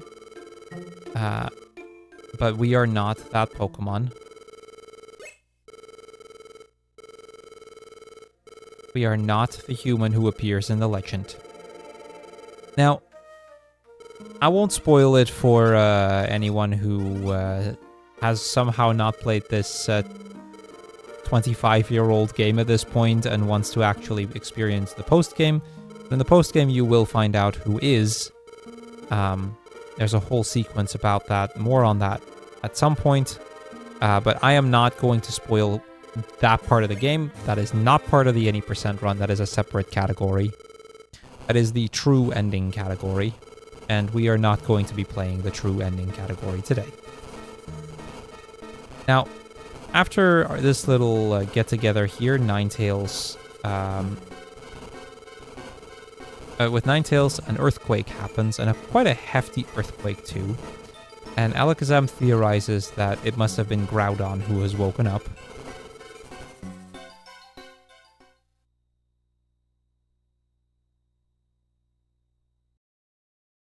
So they are going to go fight Groudon, and it is time for us to head back home.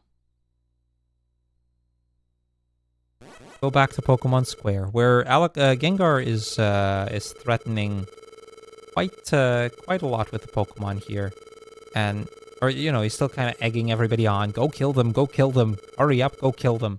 And we're like, no. They're all like, yeah, no, we couldn't get that far. At some point, Lombre actually gets quite frustrated at the Gengar and is like, well, how about you go do something then? But we are back. We are back home.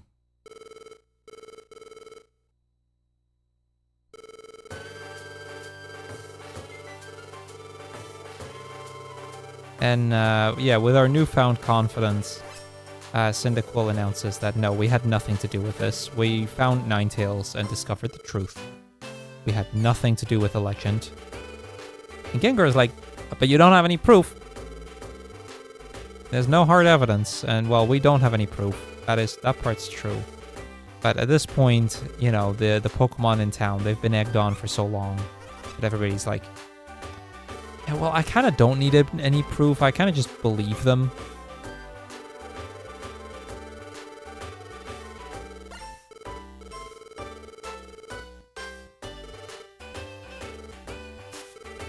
And everybody takes our side. And right after that, Pelipper goes to spread a bit more of the Pokemon news. And in the paper, it says that under the watchful eye of Alakazam, we spoke with Ninetales, and we are, in fact, not a human from the legend.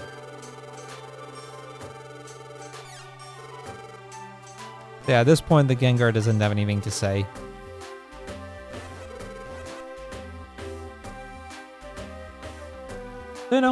All ends well.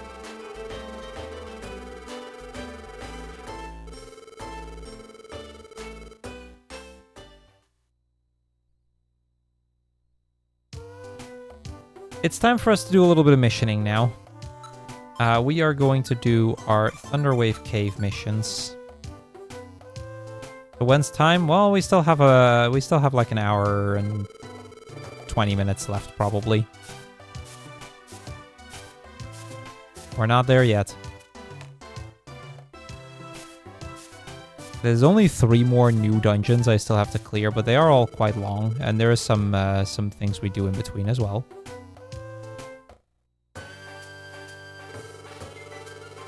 Alright, first and foremost, I'm going to check once again if I can buy reviver seeds here, which I cannot.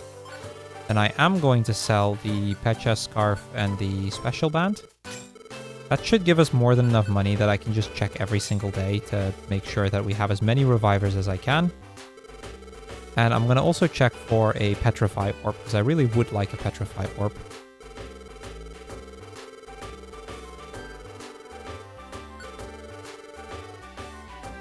Which they do not have. Well, that was a waste of my time then. Let's go do the Thunderwave Cave missions.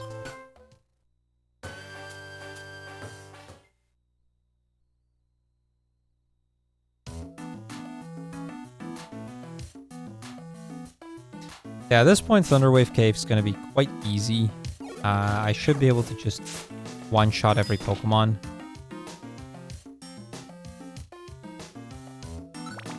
As you can imagine, me now going back to the second dungeon in the game, they're not going to be particularly difficult to beat anymore.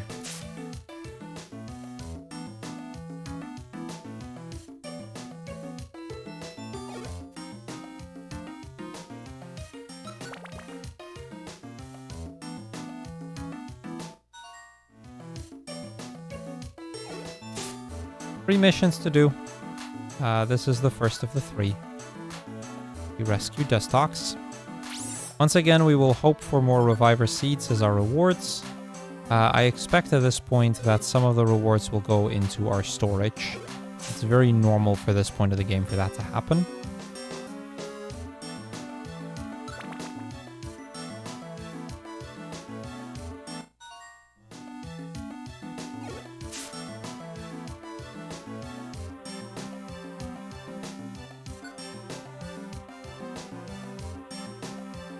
Rescue the Hoot Hoot.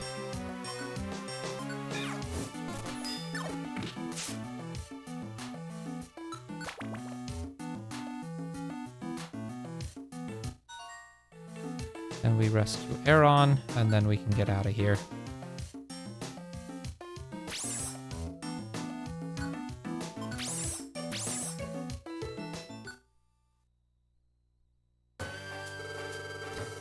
Our rewards. Some money and Graveler rocks. I don't care. Those are not useful.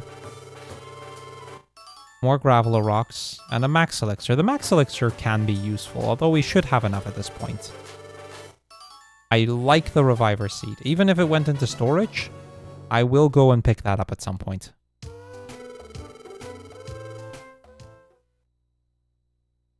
Just rather unfortunate that it was the last reward instead of the first reward, but, you know. So be it.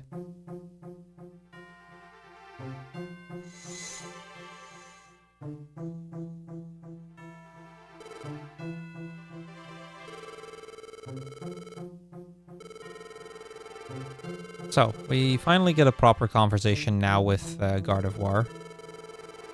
And Gardevoir tells us that, you know, their trainer was not a good person. And we talk a bit about the curse and about the legend and about, you know, why Gardevoir protected the trainer.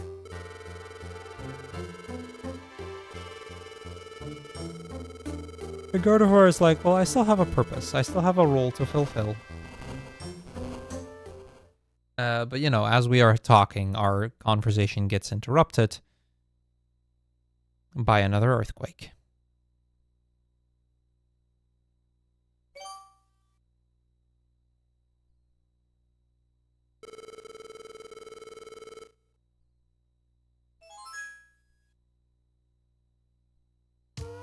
We do figure out that Gardevoir should know more about what our role is.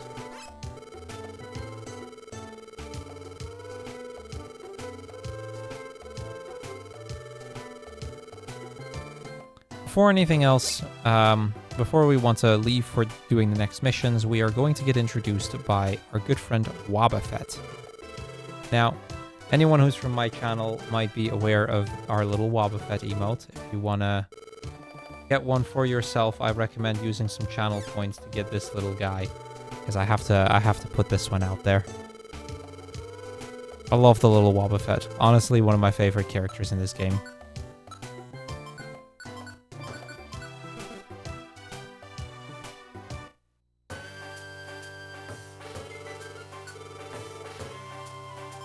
Okay, we finally get another Reviver Seed. That's great. I love it when I get more Reviver Seeds. Okay. I'm not going to pick up the other Reviver Seed yet, because I will need some inventory space in this next dungeon.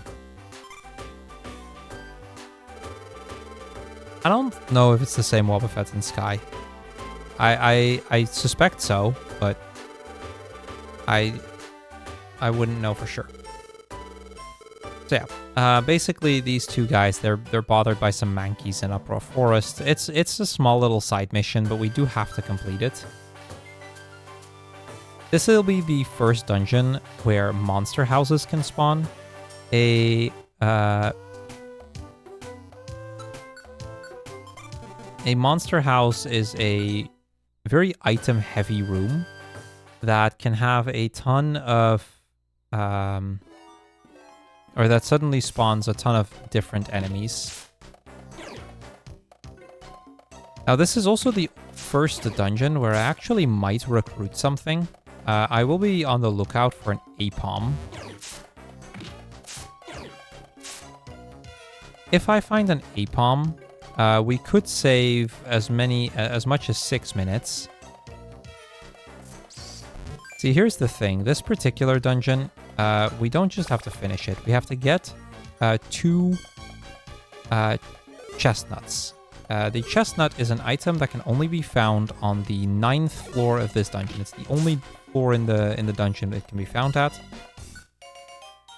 And we got ourselves an Apom. This could save us quite a lot of time, actually. This is a very rare little recruit.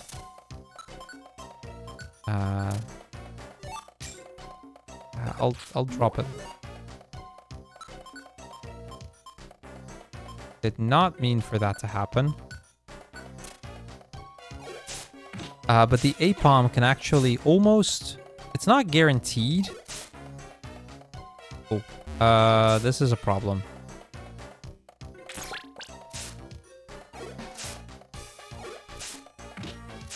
I need to deal with its moves now.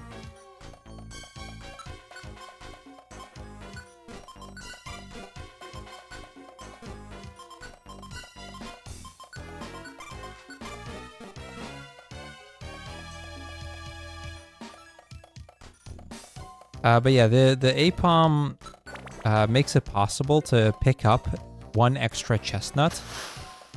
The floor can have 2 chestnuts, but it's very rare for it to have 2. It's called the double chestnut floor. Those are very rare. Those are maybe like 10% of the time.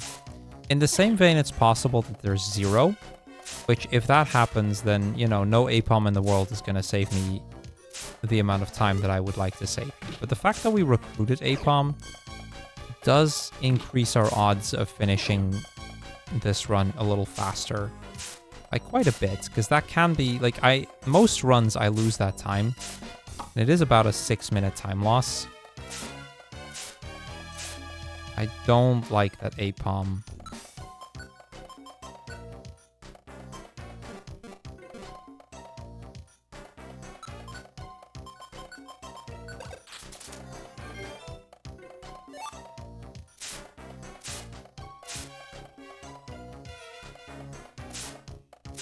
I really need to find the end of this floor. That was a really bad floor. My god.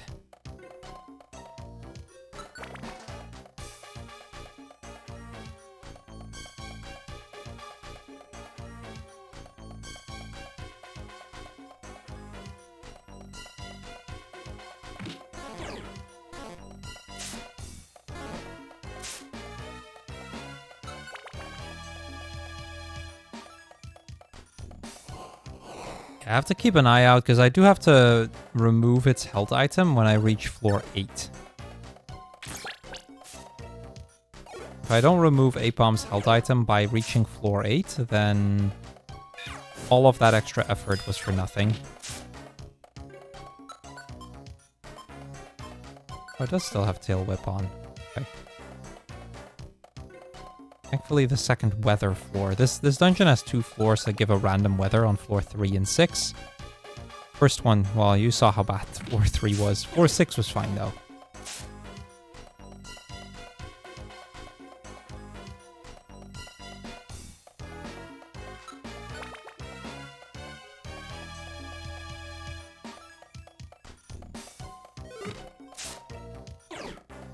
Alright. Here's what I'm going to do, is I'm going to remove the Pecha Berry from Apom. Very important to get rid of the Pecha Berry. That will now increase the odds that Apom will pick up an item when we go to the next floor. And any pickup item on the next floor is guaranteed to be a chestnut. Then there is one that can be spawned randomly on the floor somewhere that I'm going to have to find as well. And that combination should mean a very sizable time save.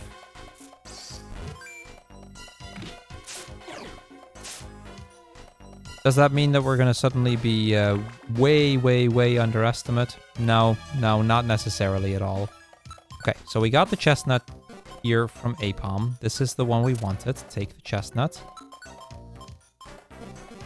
I still have to find another one. We are not done yet. I could still not get a second one. Oh, let's just do that. I need my PowerPoint still.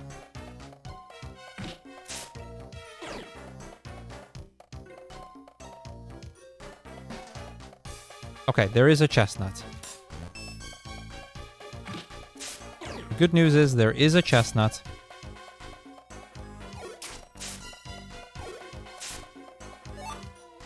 And that means we got the double chestnut. So, my PB, it does have a double chestnut, but most runs that I have had have not. So, getting the double chestnut saves on average about 6 minutes. So the fact that we got that is quite lucky. And we got that in this case because of the Apom recruit.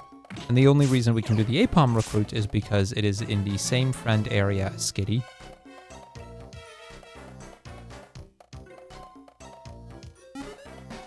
Alright. We're getting a little hungry, but we are at the end of the dungeon.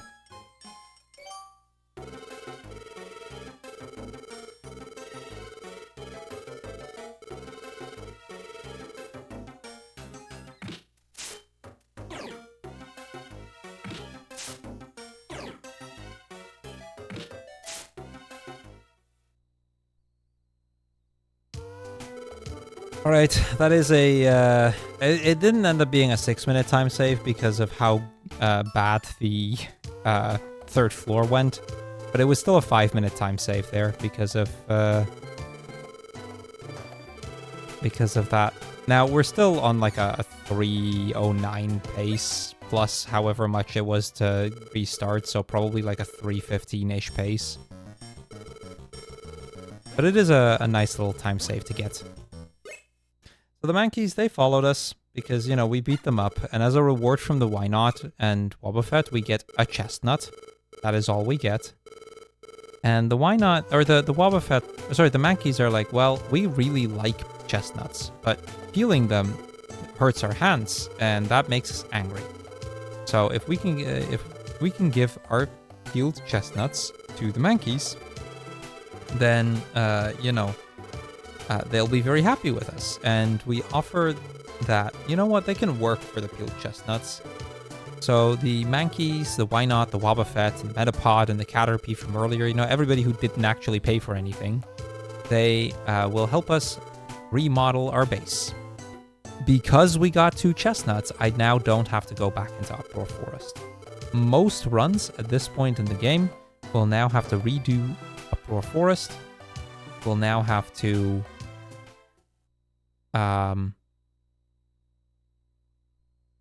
get another chestnut there, and then go out, and that's it.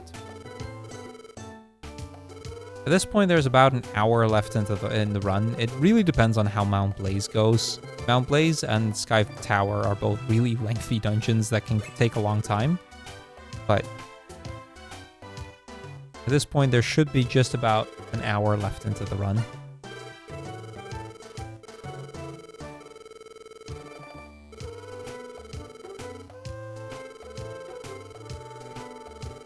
So the Mankey crew tells us that, you know, they want peeled chestnuts. They will only work if we give them more peeled chestnuts. And thankfully for us, we have 2 more.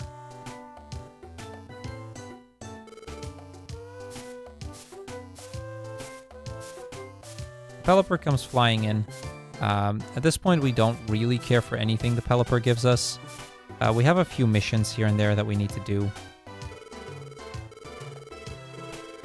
Normally, the Pelipper wouldn't really fly in much anymore because the mailbox would be full. But because I took out the news earlier, we might get an extra flight animation. In any case, we give them another peeled chestnut. They are going to help our base a little closer to completion. And then we give them another peeled chestnut.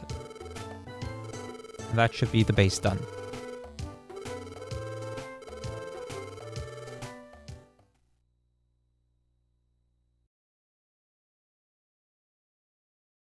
This is the power of finding an APOM and it being willing to join. APOM is not very likely to join at all. Because there's no boosts, I think APOM is only about 10% to join. Might even be less, might be more like 8%. So the fact that one joined is quite lucky.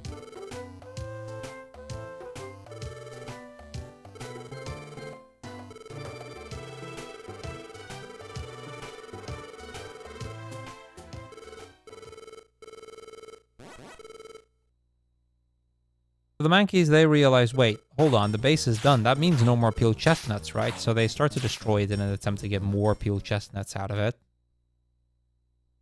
We managed to stop them, though.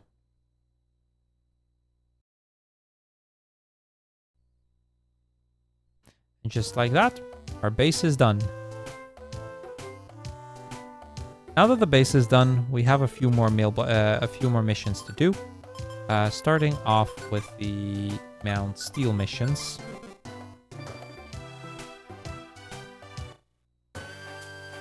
Once again, I'm going to check for reviver seats, and once again, they don't sell them because, of course, they don't.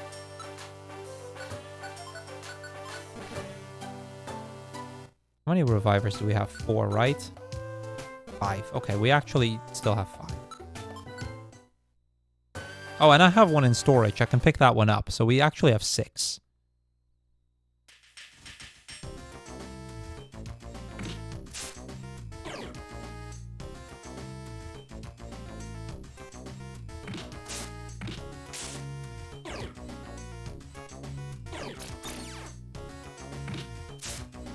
I do still have a reviver in storage. I gotta remember to pick that one up.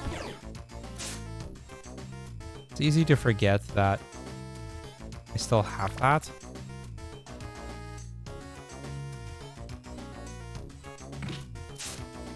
But yeah, where Mount Steel earlier was kind of a scary dungeon where a lot of things can go wrong. Now it really isn't.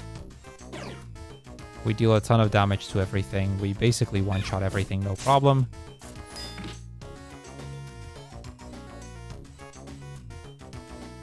Just gotta get to the end of or gotta get through the dungeon and do our 4 missions. Speaking of, our first one here on floor 3 is this Pidgey. I might check if that is a Petrify Orb. It's not, it's an Escape Orb.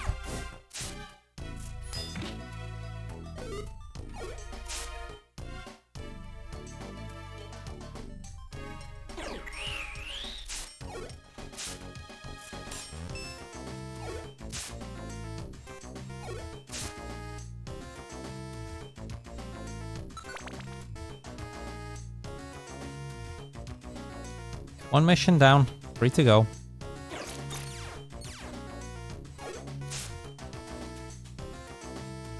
I do not want Zigzagoon to join me.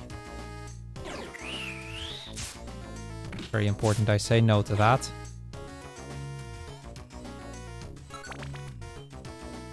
Floor 5 has the second mission that we need to complete here. Unfortunately, we found the stairs already, at least. Unfortunately, we can't go to the next floor yet until we finish the mission.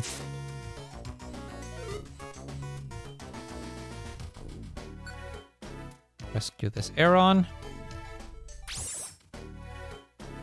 We have to complete 4 missions before the story progresses.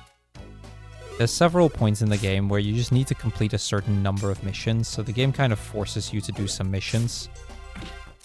This is one such point. It takes 4 missions for the story to progress, which is why we're doing 4 of them. We could do 5 in this place. There's room for 5 in Mount Steel, but we don't need to. Right, 3rd mission here on 6F. Once again, I already found the stairs, but I can't leave yet.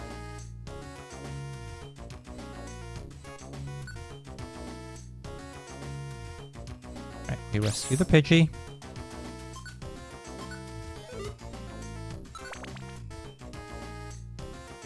Floor 7 here should have the last mission. It's always a little annoying when you find the stairs on the last mission floor before you find the rescue, because the stairs here are not useful. Like, I can take them, but it would actually hurt me, not help me.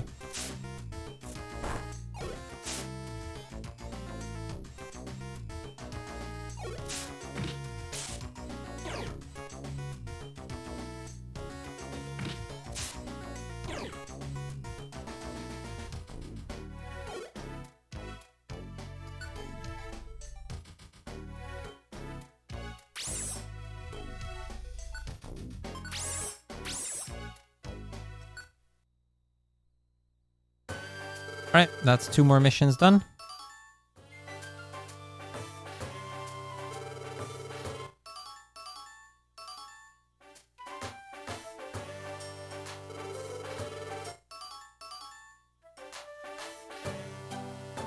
Or 4 more missions done, not 2 more. And we get a Reviver Seed. That is another Reviver Seed. Okay, we're actually pretty solid on heal items now. That is another Reviver Seed. I still have one in the storage. I think we're okay. We wake up, another earthquake happens, the Groudon is still raging, and an emergency meeting gets called into town. So we're going to go into that emergency meeting.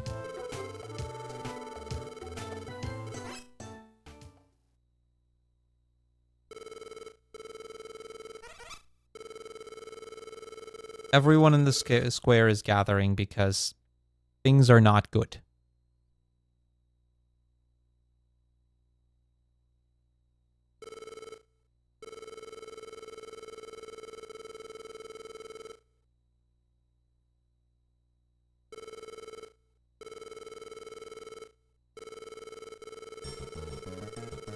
The Shiftry tells us that Alakazam has yet to return.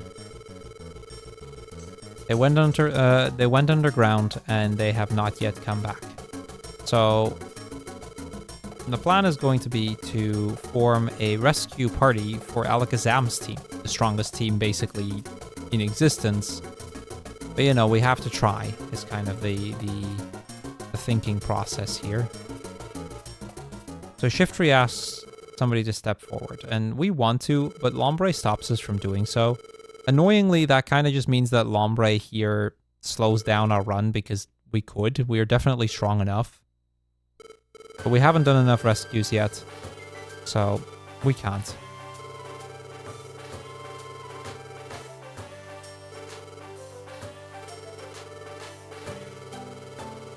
Three Pokemon do step up. It is Blastoise, it is Octillery, and it is Golem. All 3 of these are leaders of very strong rescue teams.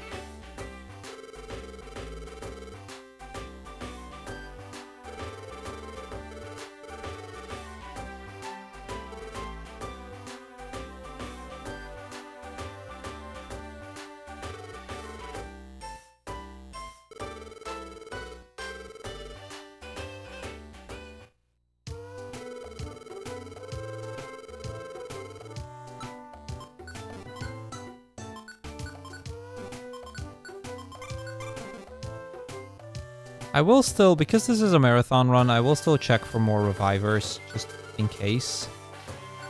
And it's a good thing I did, because that is 2 more revivers. Now I don't even have to pick the one up from storage anymore. I think this should basically do. I'll double check for a Petrify Orb, which we do get. There's actually 2. I might actually sell something else to get a Petrify Orb. I'll sell the Graveler Rocks. They're not really worth it anymore. This basically gives me a full inventory that I can use for the remainder of the run. Like, this is enough for me to complete the game with.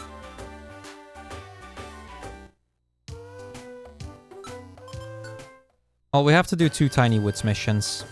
Floor 2 and Floor 3. These should be very quick, and then, well, it helps if the stairs are right there at the start. That's always great. Love it when that happens.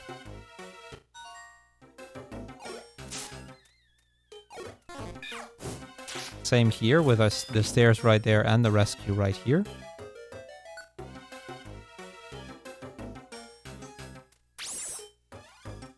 We can't leave yet.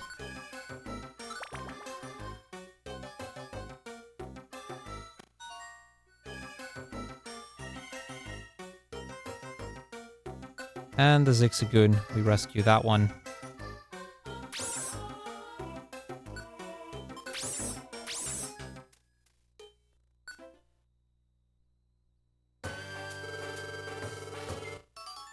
Alright, a Max Elixir in storage. That's nice. Like, these extra little items to put in storage is great in case something bad happens.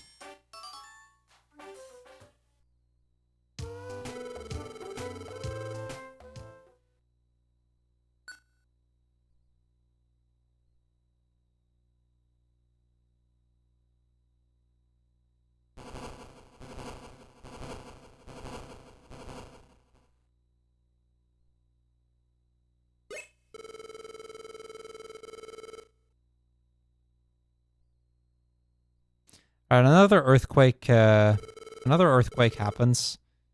And, you know, we find out that the 3 Pokemon who went into the underground, they didn't even make it to Groudon.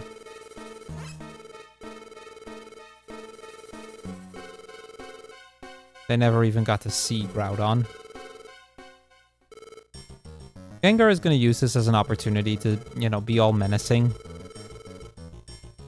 Here's the thing. Like, we're gonna go now do our thing, right? We're strong enough. I'm sure we can go beat Groudon. Even if nobody here believes in us at first, it's like, well, we're a powerful team. Gengar is egging everybody on to just give up.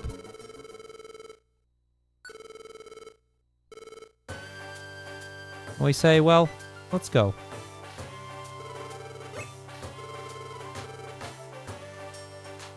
And at first, everybody's like, who are they? They don't look particularly strong. And then, you know, some of the Pokemon, they bring up the fact that, you know, we went all the way to Ninetales. We were fugitives, and we ran, and we survived for a long time. So the fact that we made it that far should be telling of how strong we are. And we kind of, you know, give everybody courage again. Like, we can't give up. There's no point in giving up. If we give up, we're certain to lose. So, you know, let's put our best foot forward. Let's do this. And so we will.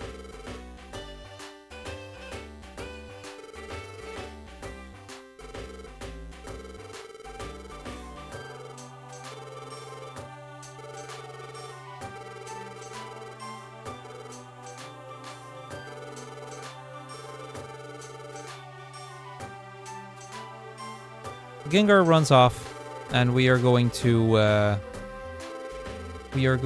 get to work. Before I go, I have to make sure that I get a little bit, or I have to go to talk to Gulpin still. Means in the context of this is I'm going to have to go into the town, talk to Gulpin.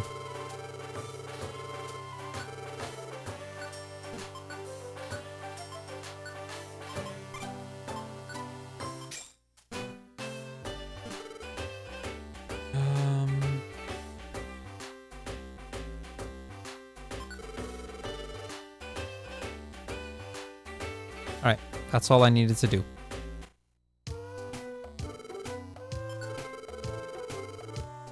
So this is probably one of the make or break dungeons of the game. Magma Cavern, we have a ton of items going into it. Like, we're in really good shape right now. Magma Cavern is probably the longest dungeon in the game.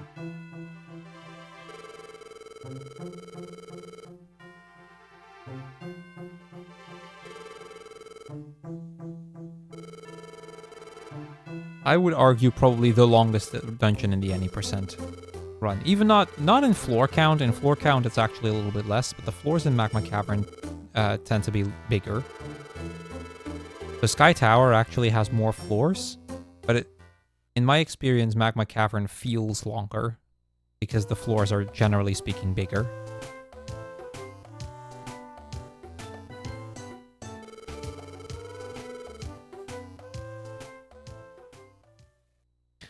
So we've had another conversation with Gardevoir, and Gardevoir has told us that, you know, we have a role to play, and when that role is finished, that'll be that.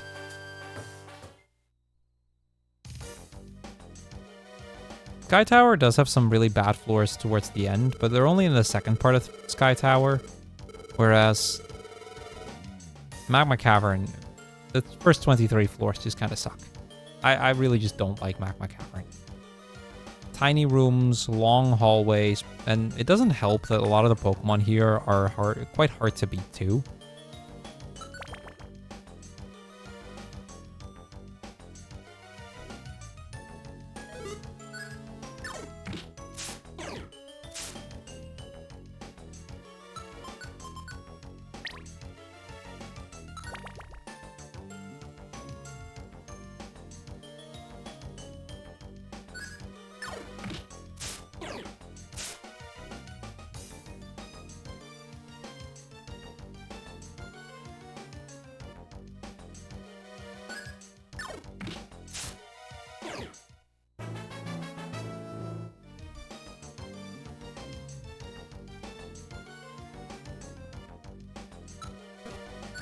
Once again, like I'll eat the gummies like this mainly just to help me keep my power points, or sorry, my belly high, because the belly will run low in this dungeon. Magma Cavern is a dungeon with relatively low, a relatively low amount of food items. So any food items I still have, I will intend to use here. Because it's better to use them here than to keep them for Sky Tower. The Sky Tower tends to have more than enough food items. It doesn't always. We could still have a problem there, but it's more common for me to have an issue with the amount of food items here than in Sky Tower. I didn't like how close that Graveler was getting.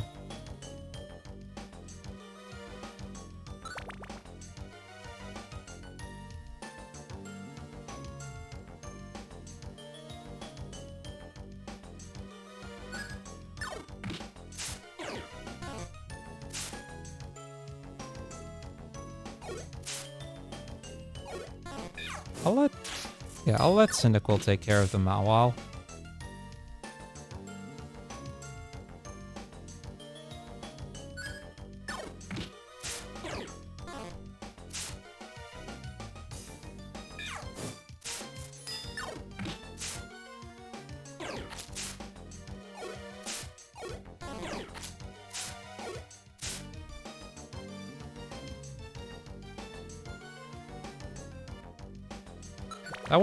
That was a pretty bad floor, but we had some pretty solid floors before then, so... Okay, this is my first monster house. This is for the reason I bought these Petrify Orbs, because I can use these. I was about to say, I'll still have to kill the Arbok, but it seems to only be one.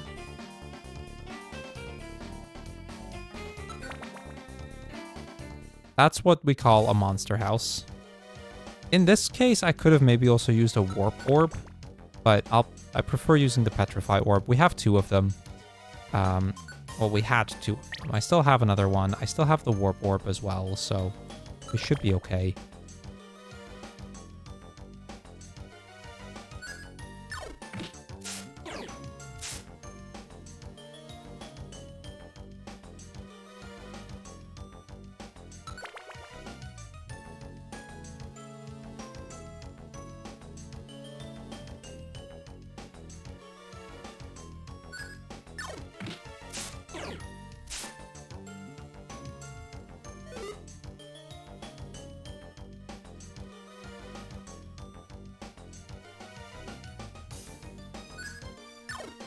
Okay, this is looking to be a pretty bad floor.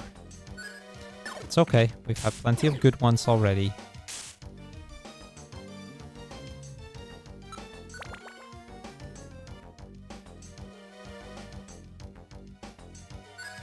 Yeah, monster houses can be run killers if you do not have any way to deal with them. I can use one more combination move. I'll use that on the right on here, and then I will have to use a max elixir, which thankfully we have enough of. So I have 4 of them. And I have another one in storage if I feel the need to pick it up. If I use too many in this dungeon and I'm like, I could do with another one, I can pick up another one.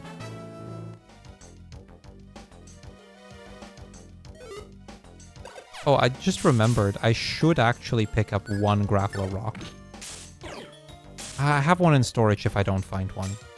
I need the graveler rocks for Shedinja. I kind of forgot that I was going to need some for Shedinja. Now, I should have 10 in my inventory. Or in my storage box in the Kangaskhan. So, I can pick those up. And I should be okay then.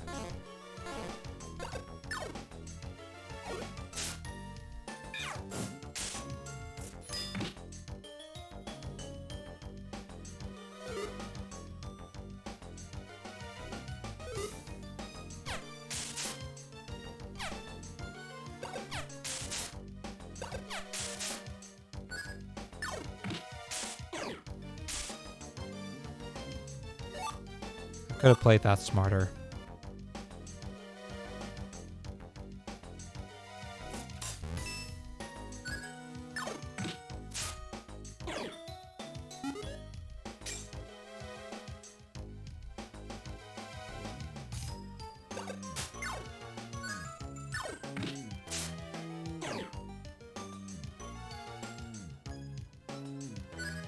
I don't like that there's a right on right behind me.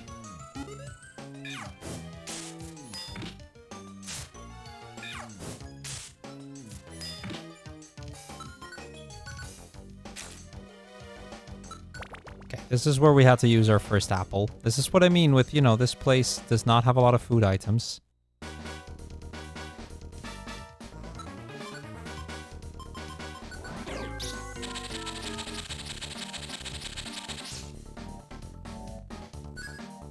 I am not dealing with that room.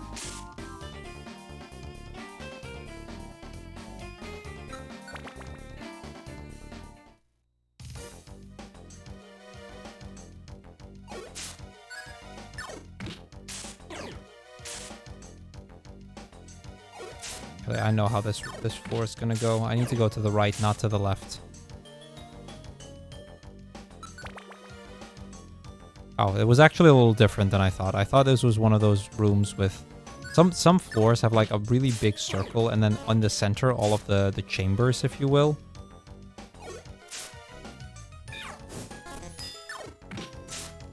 If you start going around, it'll take a long time, and you don't really get anywhere.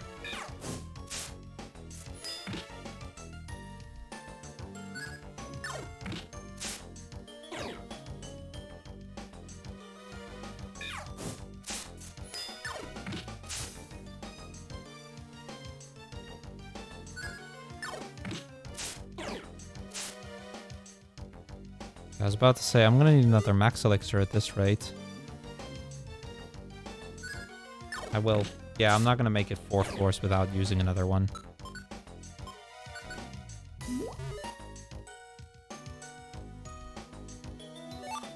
Okay. And we got some graveler rocks. In case I forget to pick them up from storage later, we have a few.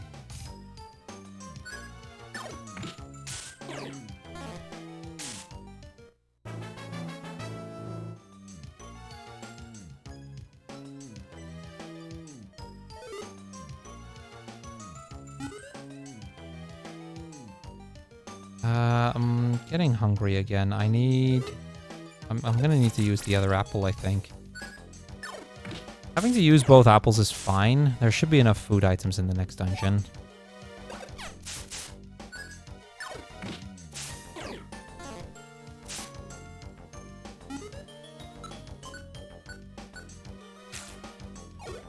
That was my last apple.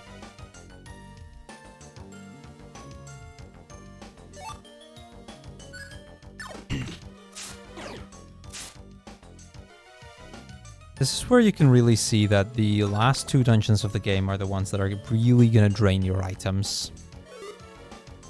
Like, basically all of the item collecting that I've been doing for the run, most of that is just for these last 2 dungeons. It's not exclusively for the last 2 dungeons, but that is where you will really see me use the items.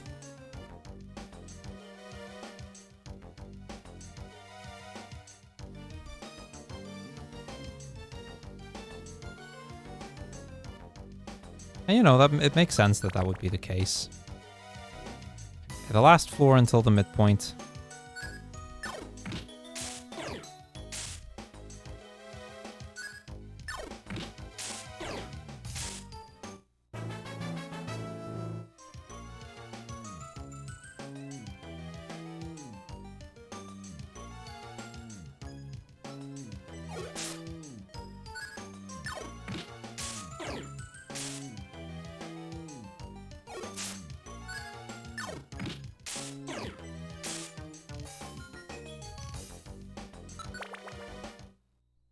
Alright, we've made it to the midpoint. That puts us in a pretty solid position now. We just have to find the stairs on this one floor. Once we found the stairs on this one, I can just go to Groudon. I don't like how much damage I took there, because I'm not going to get an opportunity to heal all of that off probably, unless the floor doesn't go well. But, you know, that means the floor not going well, which is also not great.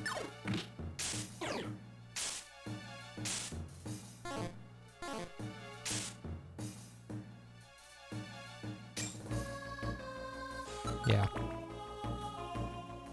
Alright, Magma Cavern Pit. This was actually a very decent, I'd argue a very good Magma Cavern.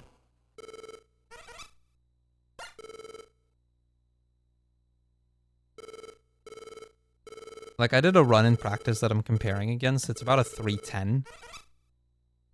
This dungeon I'm looking to save like 6 minutes. Compared to that run. That run did have a very bad Magma Cavern. That was definitely my worst dungeon in that run. Anyway, we get to the bottom. Charizard and Tyranitar are already knocked out. You can see Alakazam here. Alakazam is fighting...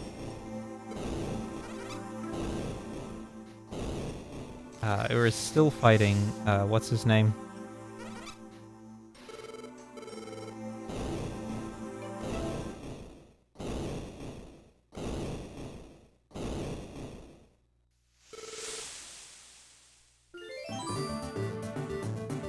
I'm letting him walk towards me. I could have used Gravel Rocks or something to deal a bit of damage, but the big damage is done here while he's near us.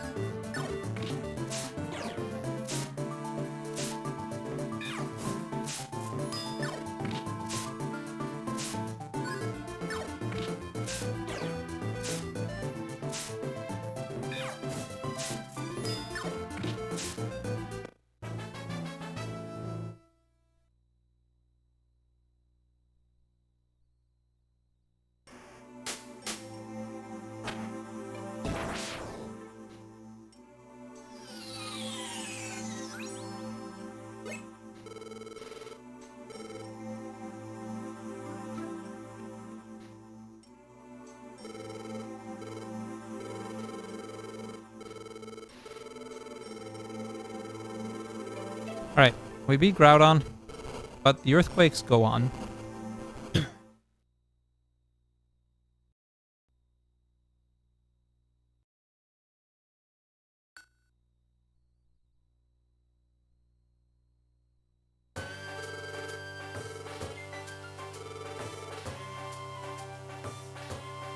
Just letting the next runner know that I'm about to enter the last dungeon. Which is still going to take a while. It's a 20-minute dungeon. And then there is about 6 minutes of cutscenes left after as well.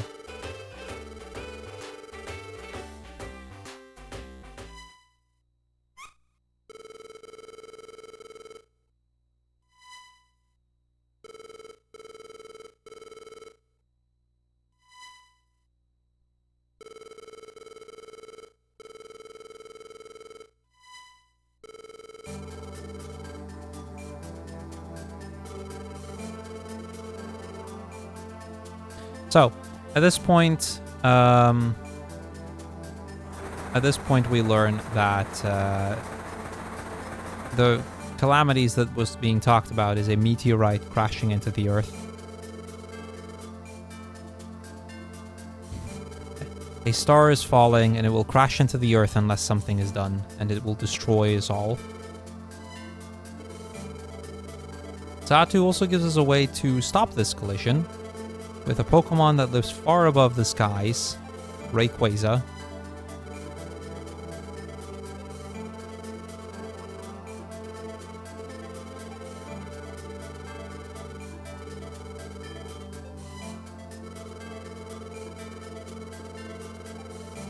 Alakazam and Zatu are going to figure out a way to amplify their energies to help us get there. This is my opportunity to check my inventory one more time, because we're actually on a fairly decent pace. I'm going to use this as an opportunity to just stock up on the last few things that I can stock up on. That's all not great. I'll grab one huge apple so that I have a food item with me. And I'll grab the things from here.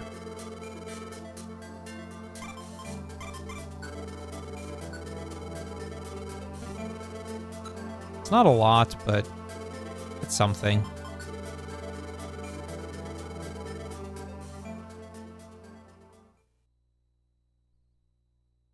I did forget to link Quick Attack.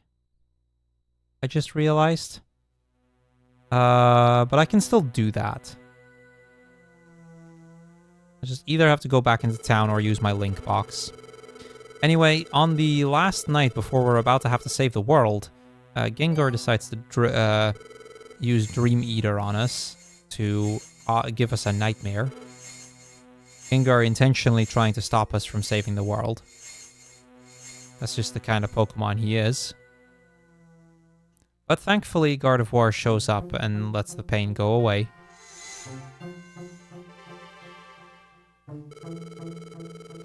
Time has arrived for us, for Gardevoir to tell us who we are. We learn now that the world, they already knew, or she knew, that the world was facing extinction, and so they were looking for a hero. Somebody to stop the world from getting destroyed. That hero is us. Only time will tell if we're truly worthy to be that hero, but they thought this is the person that is the hero we need to save the world. And that also means that when we save the world, our role as a Pokemon will come to an end, and we will be able to turn back into a human.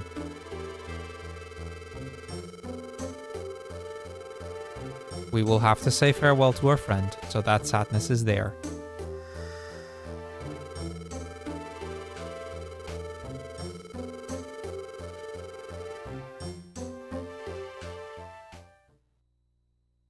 There's also a brief moment where we learned somebody else was trying to enter our dream, but they were fended off, so we don't know who that was. Anyway, we're gonna go into the sky. I still have one more opportunity. I have one inventory slot. Actually, before checking this one, I want to try and get one more orb for a monster house. The warp orb does serve that function. I'll take the warp orb. It's not the one I wanted. I wanted a petrify orb, but a warp orb can still save me in a pinch.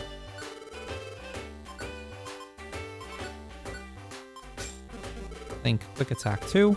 We will not go on. And off into the sky we go. Ladies and gentlemen, it is time for us to enter the final dungeon of the game. The Sky Tower.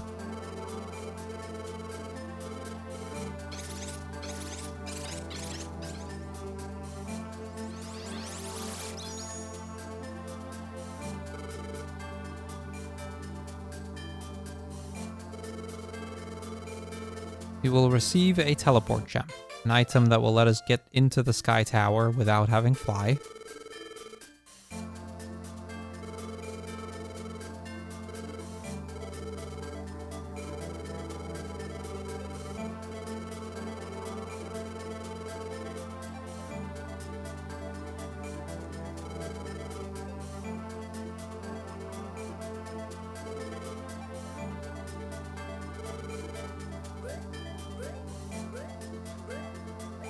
Well, ladies and gentlemen, I hope you guys are all ready, and I hope you guys have been having fun with this little mystery dungeon run. We are about to enter the last dungeon. This is a dungeon consisting of 2 parts. The first is 25 floors, the second is 9. On the 9th floor, we will find the final boss of the game. Time is not immediately after the boss, it is when the credits start, and I will have to stop the timer myself. So at the very end of the run, after the last... you'll see me run over to the other... You'll see me suddenly run away to stop the timer, because I am also doing tech right now.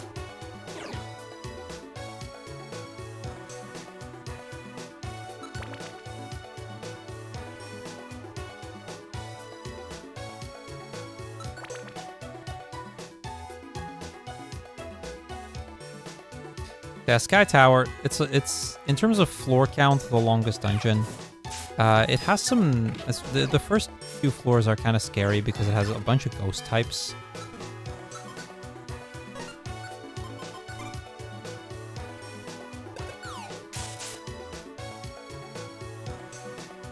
And those ghost types can be a bit of a problem.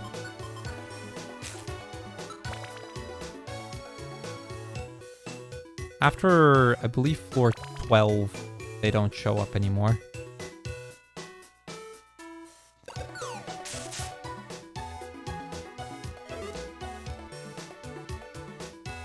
The Shedinjas are the ones I wanted the Graveler Rocks for.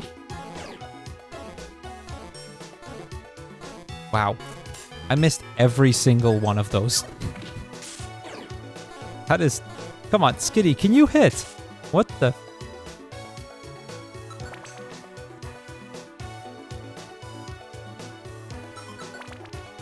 Nice little floor where we spawned on the stairs.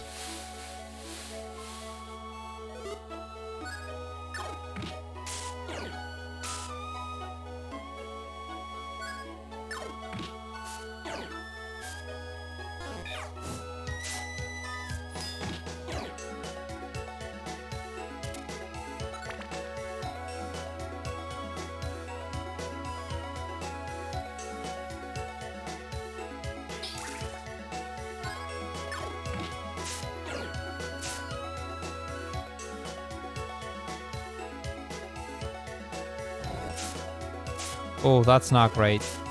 Don't love that. Okay. We got out of there, at least. This is why the ghost types are scary.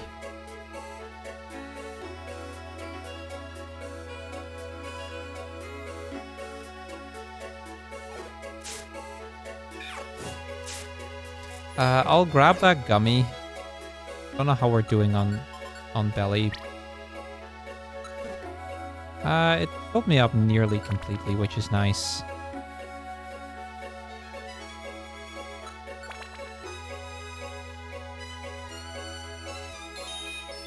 Alright, this is the first hill floor. There's 3 of these.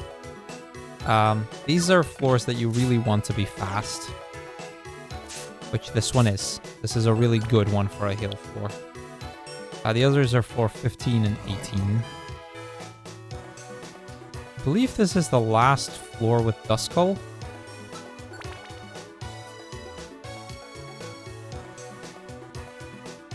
I'm surprised this is not a monster house. When I saw that many money thingies, I fully expected that to be a monster house. I was wrong. We are not yet done with Duskull. The fact that I became infatuated is quite good because the pursuit is a problem.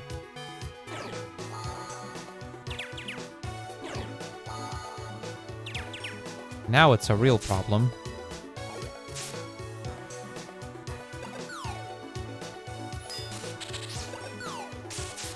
I'm gonna lose a reviver seed here.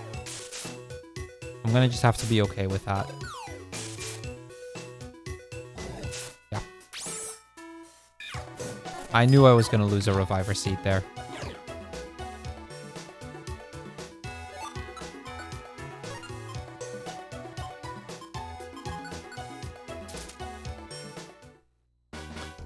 That's why that one wasn't the monster house. It's because this one is the monster house.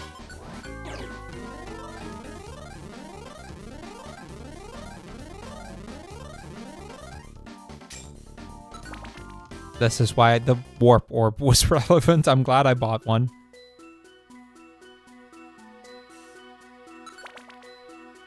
That warp orb coming in very helpful there.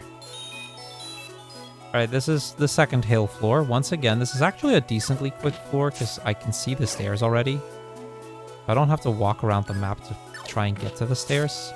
Which for a hill floor is as much as I will ask for.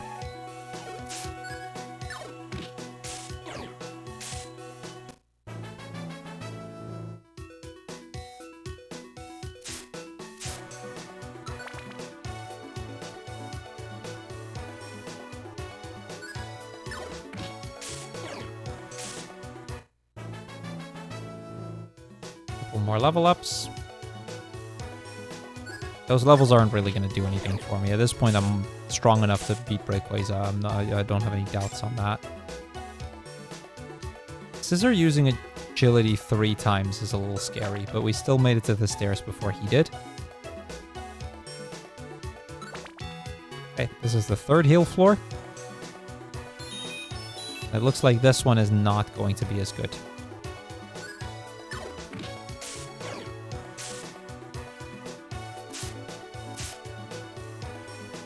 I'll beat the Altaria, and then I have to use a max elixir. I don't have enough power points to make it to the end otherwise.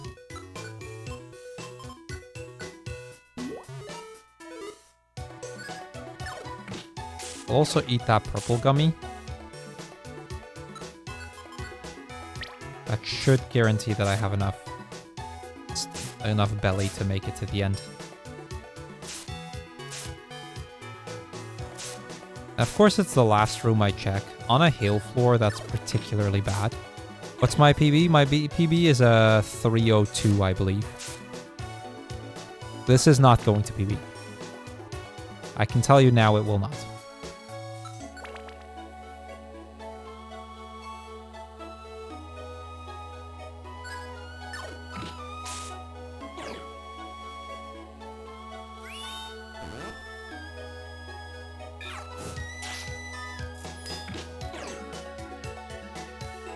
Like, Sky Tower is going well so far. And that's great, but even with Sky Tower going amazing, this is not going to be a PB.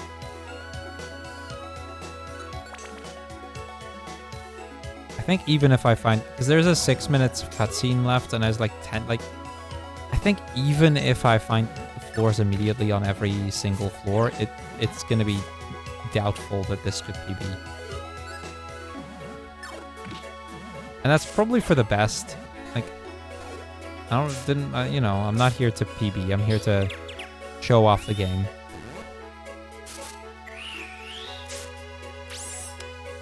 Well, at least all my power points got restored for free. I didn't expect Wing Attack to do that much.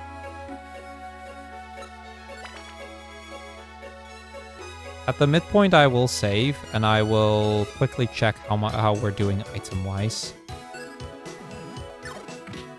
The Aerodactyls are a real pain. I really dislike the Aerodactyls.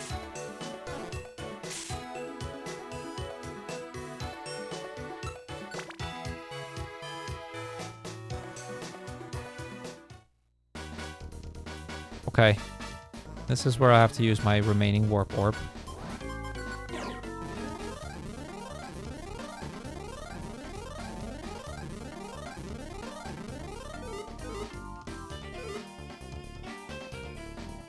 Scanner Orb, that's not a useful one. Thankfully, we had another Warp Orb. Again, I'm happy that I bought them. They've come in very helpful.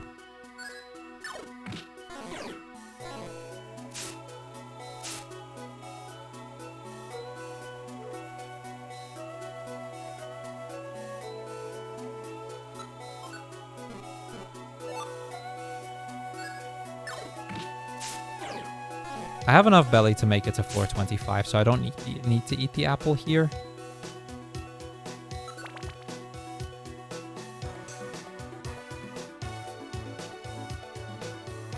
Yeah, to give you some perspective, Crowd, on my PB is just about in the Rayquaza fight now. Whereas I currently have, you know, 8 more floors to figure out. That's why I'm pretty comfortable in saying PB is not going to happen. A 310, 315 is to be expected at this point, which is still a good time, mind you. For a marathon setting, 310, 315 is very solid.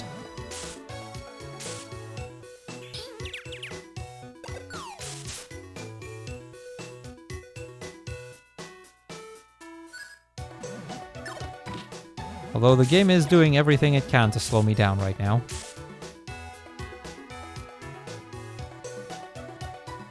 And quite successfully at that.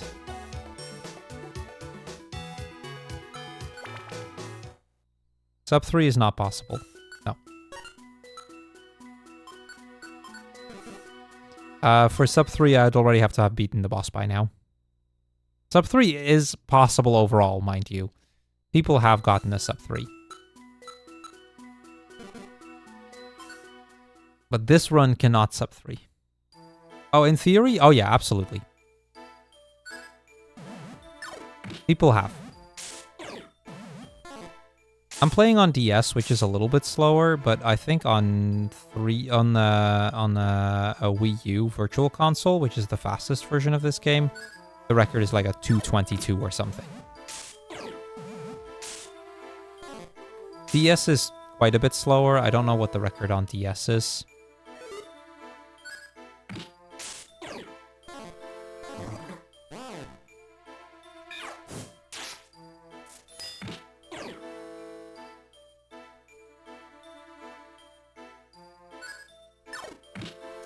All I'm saying is, yeah, sub 3 is definitely a thing. Alright, that was not a great first floor, and that was one of the easy floors. Now come the floors that usually can take a while.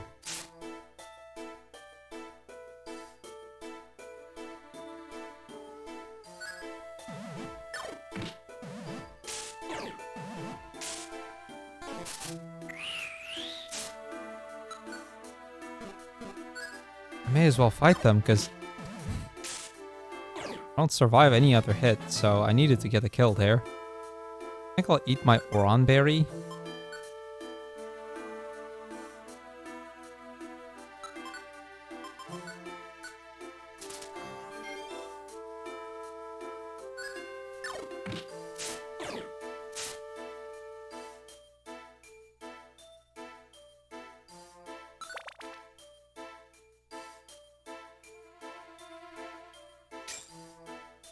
I mean, right now, by this point in the run, not leveling up is preferable over leveling up, because the leveling up actually does take a bit of time. I would rather not level up anymore. You know, if we fight enough encounters, it's going to happen.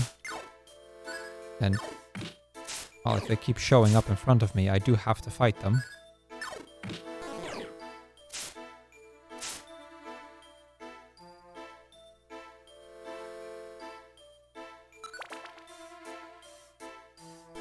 Fourth floor. Okay, we get our first quick floor at the Sky Tower peak.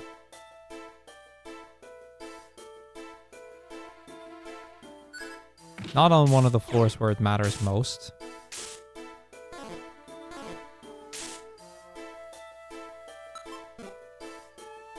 I'm gonna eat an apple and I'm going to ingest a max elixir. 2 max elixirs left.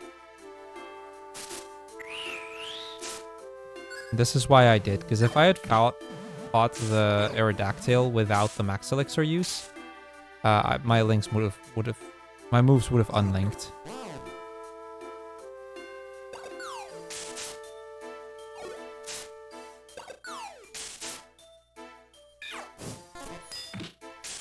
Ember missing is a disaster there.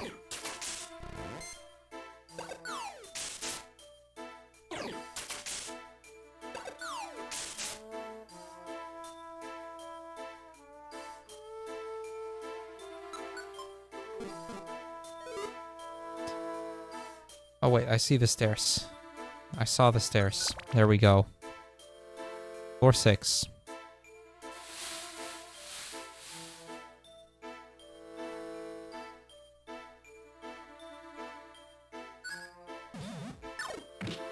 I'm really getting annoyed with these Aerodactyls.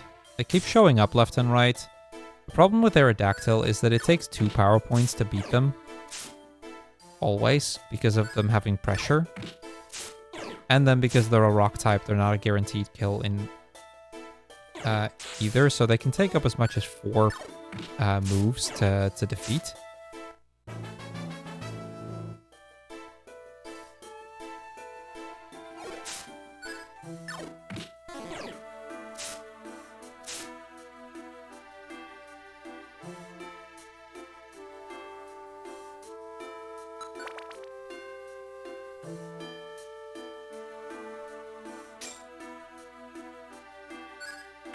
Oh, crap. That's on me. I tried to attack while the Metagross was still a tile away. Doesn't work when you do that.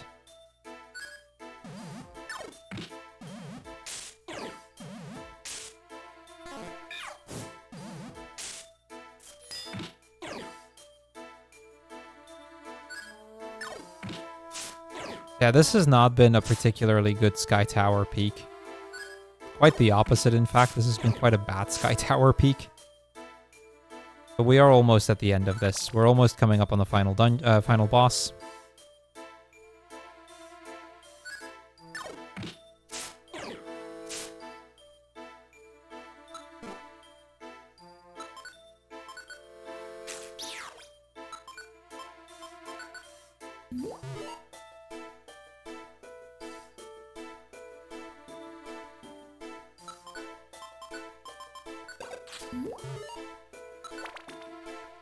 All right, here we go.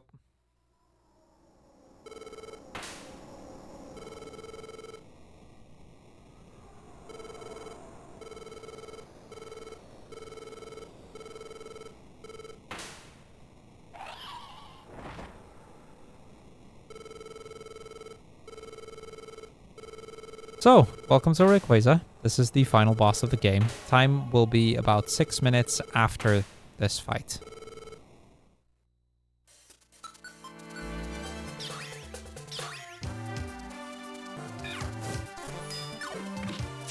And then you will see me rush off for a second to stop the timer, and then I will actually come back and do the outro.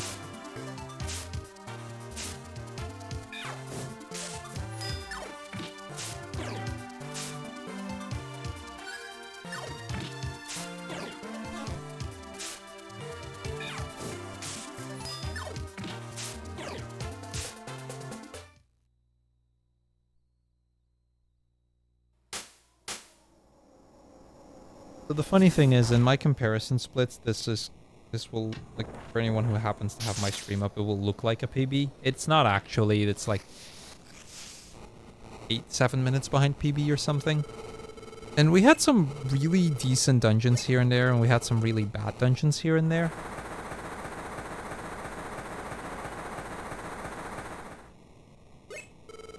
Like, overall, this was a very decent run. Where, you know, we got trolled a little bit here and there, but we never really got trolled that much, and we kind of had enough heal items throughout, so this honestly could have been a whole lot worse.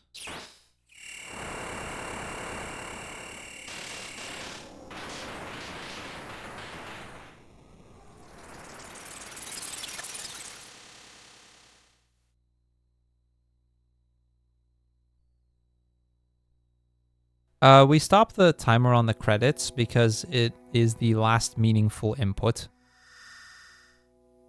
Basically, there's still some cutscenes happening. For anyone curious about what's happening, by the way, we convinced Rayquaza to destroy the meteor. With the last bit of its energy, it does so. You know, we all kind of plummet to the ground. Gengar tries to drag me into the Dark World, but can't do it because he has no idea where he is. But we are, at this point, unconscious.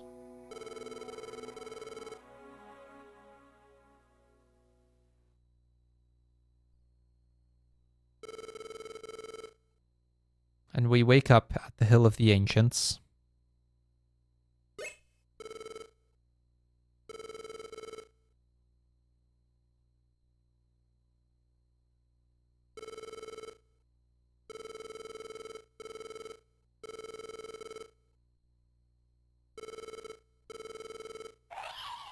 Yeah, some games finish. So some games finish time on the final boss. Some do on the last meaningful input. In the case of this game, there's only a 6-minute cutscene in between.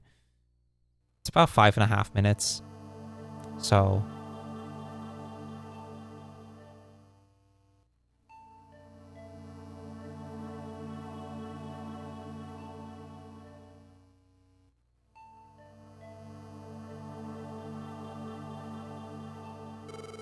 What's the difference between this and True Ending? True Ending has a whole lot more story.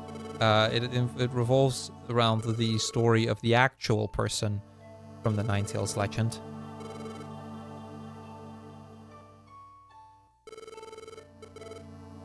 There's a whole lot more to it, which I will not go into here for people who want to try it out. But there is more.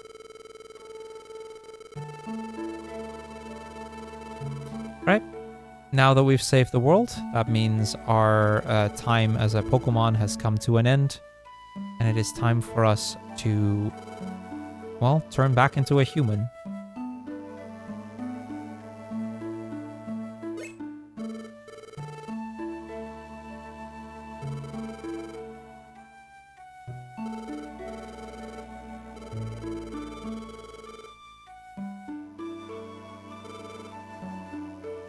Well, we're happy to have met Cyndaquil, but our time is done here.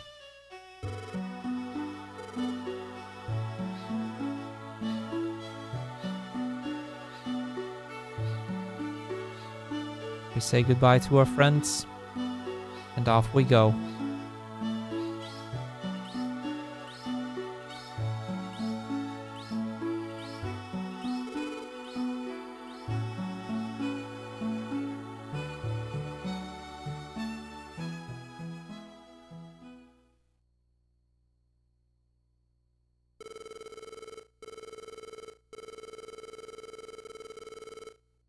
And so, RPGSU has left us.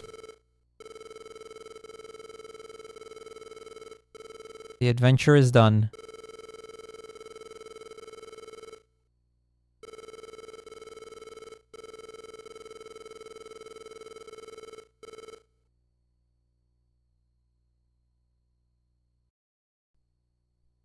Alright, time is coming up, which means I'm about to have to run. Because I gotta stop the timer on the stream, because I'm also the one restreaming and the stream PC is right over there. So our spirit rises into the sky. We wonder where we're going.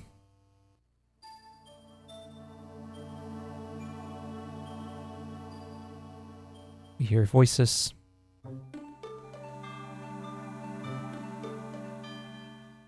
Our friend is heartbroken. True friend, a friend for life. And just like that, I'll let you read the rest because I'm going to move on so I can click time.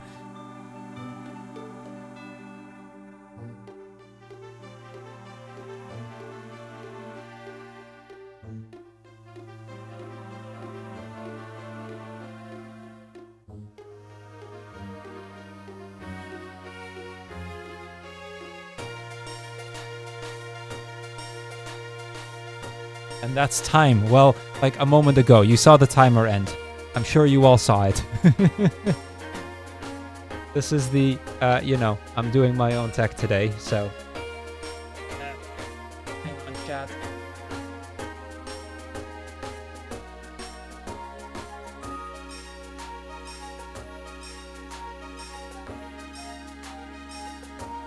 My headphones got stuck. All right, chat. So, just like that, we realized, Cyndaquil was a true friend, a friend for life, all that. So, no, we don't want them to be gone. And I don't know actually if this plays right. No, it doesn't play right before the credits. Right after the credits, we will turn back into a Pokemon, and RPGSU is back, and it will be here too, because we have plenty more runs to come over the course of this this upcoming week. Chat, I really hope you enjoyed Mystery Dungeon. It is a fantastic little game, and it is... I figured it was just a little bit different from your usual RPGs. I will be back on Friday night, so a couple days from now, where I will be doing a Final Fantasy 1 run, because I used to run that too, so I may as well do that too. I believe we have some cool runs coming up. Let me actually pull up the schedule for you so I can actually tell you all about it before I transition over. Next up, we will have a fantastic Shin Megami Tensei Nocturne run by Freedom Pulse.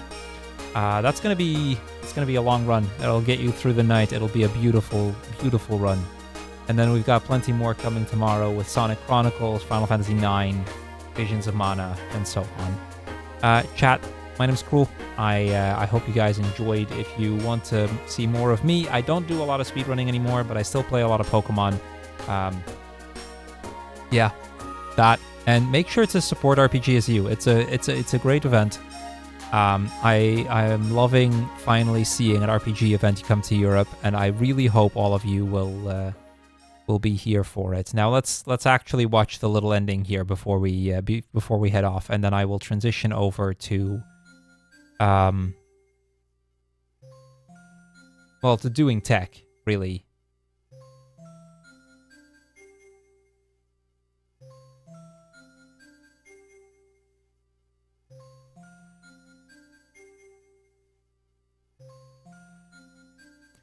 So, we reminisce about our irreplaceable friend, and we decide, no, it is not our time to go yet. If we wish really hard,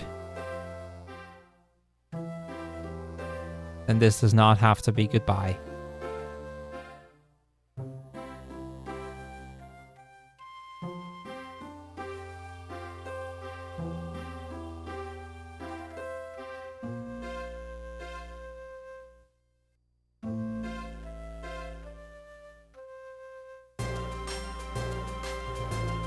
And just like that, we are reunited with our friends. Ladies and gentlemen, thank you so much for joining me for Pokemon Mystery Dungeon Blue Rescue Team. I'm gonna go over to the tech desk and transition for getting ready for Shin Megami Tensei Nocturne. Thank you all for dropping in here, and I hope to see all of you in chat. I hope to see you all enjoy the rest of this event, and hopefully I'll see you guys back for Final Fantasy in a couple of days.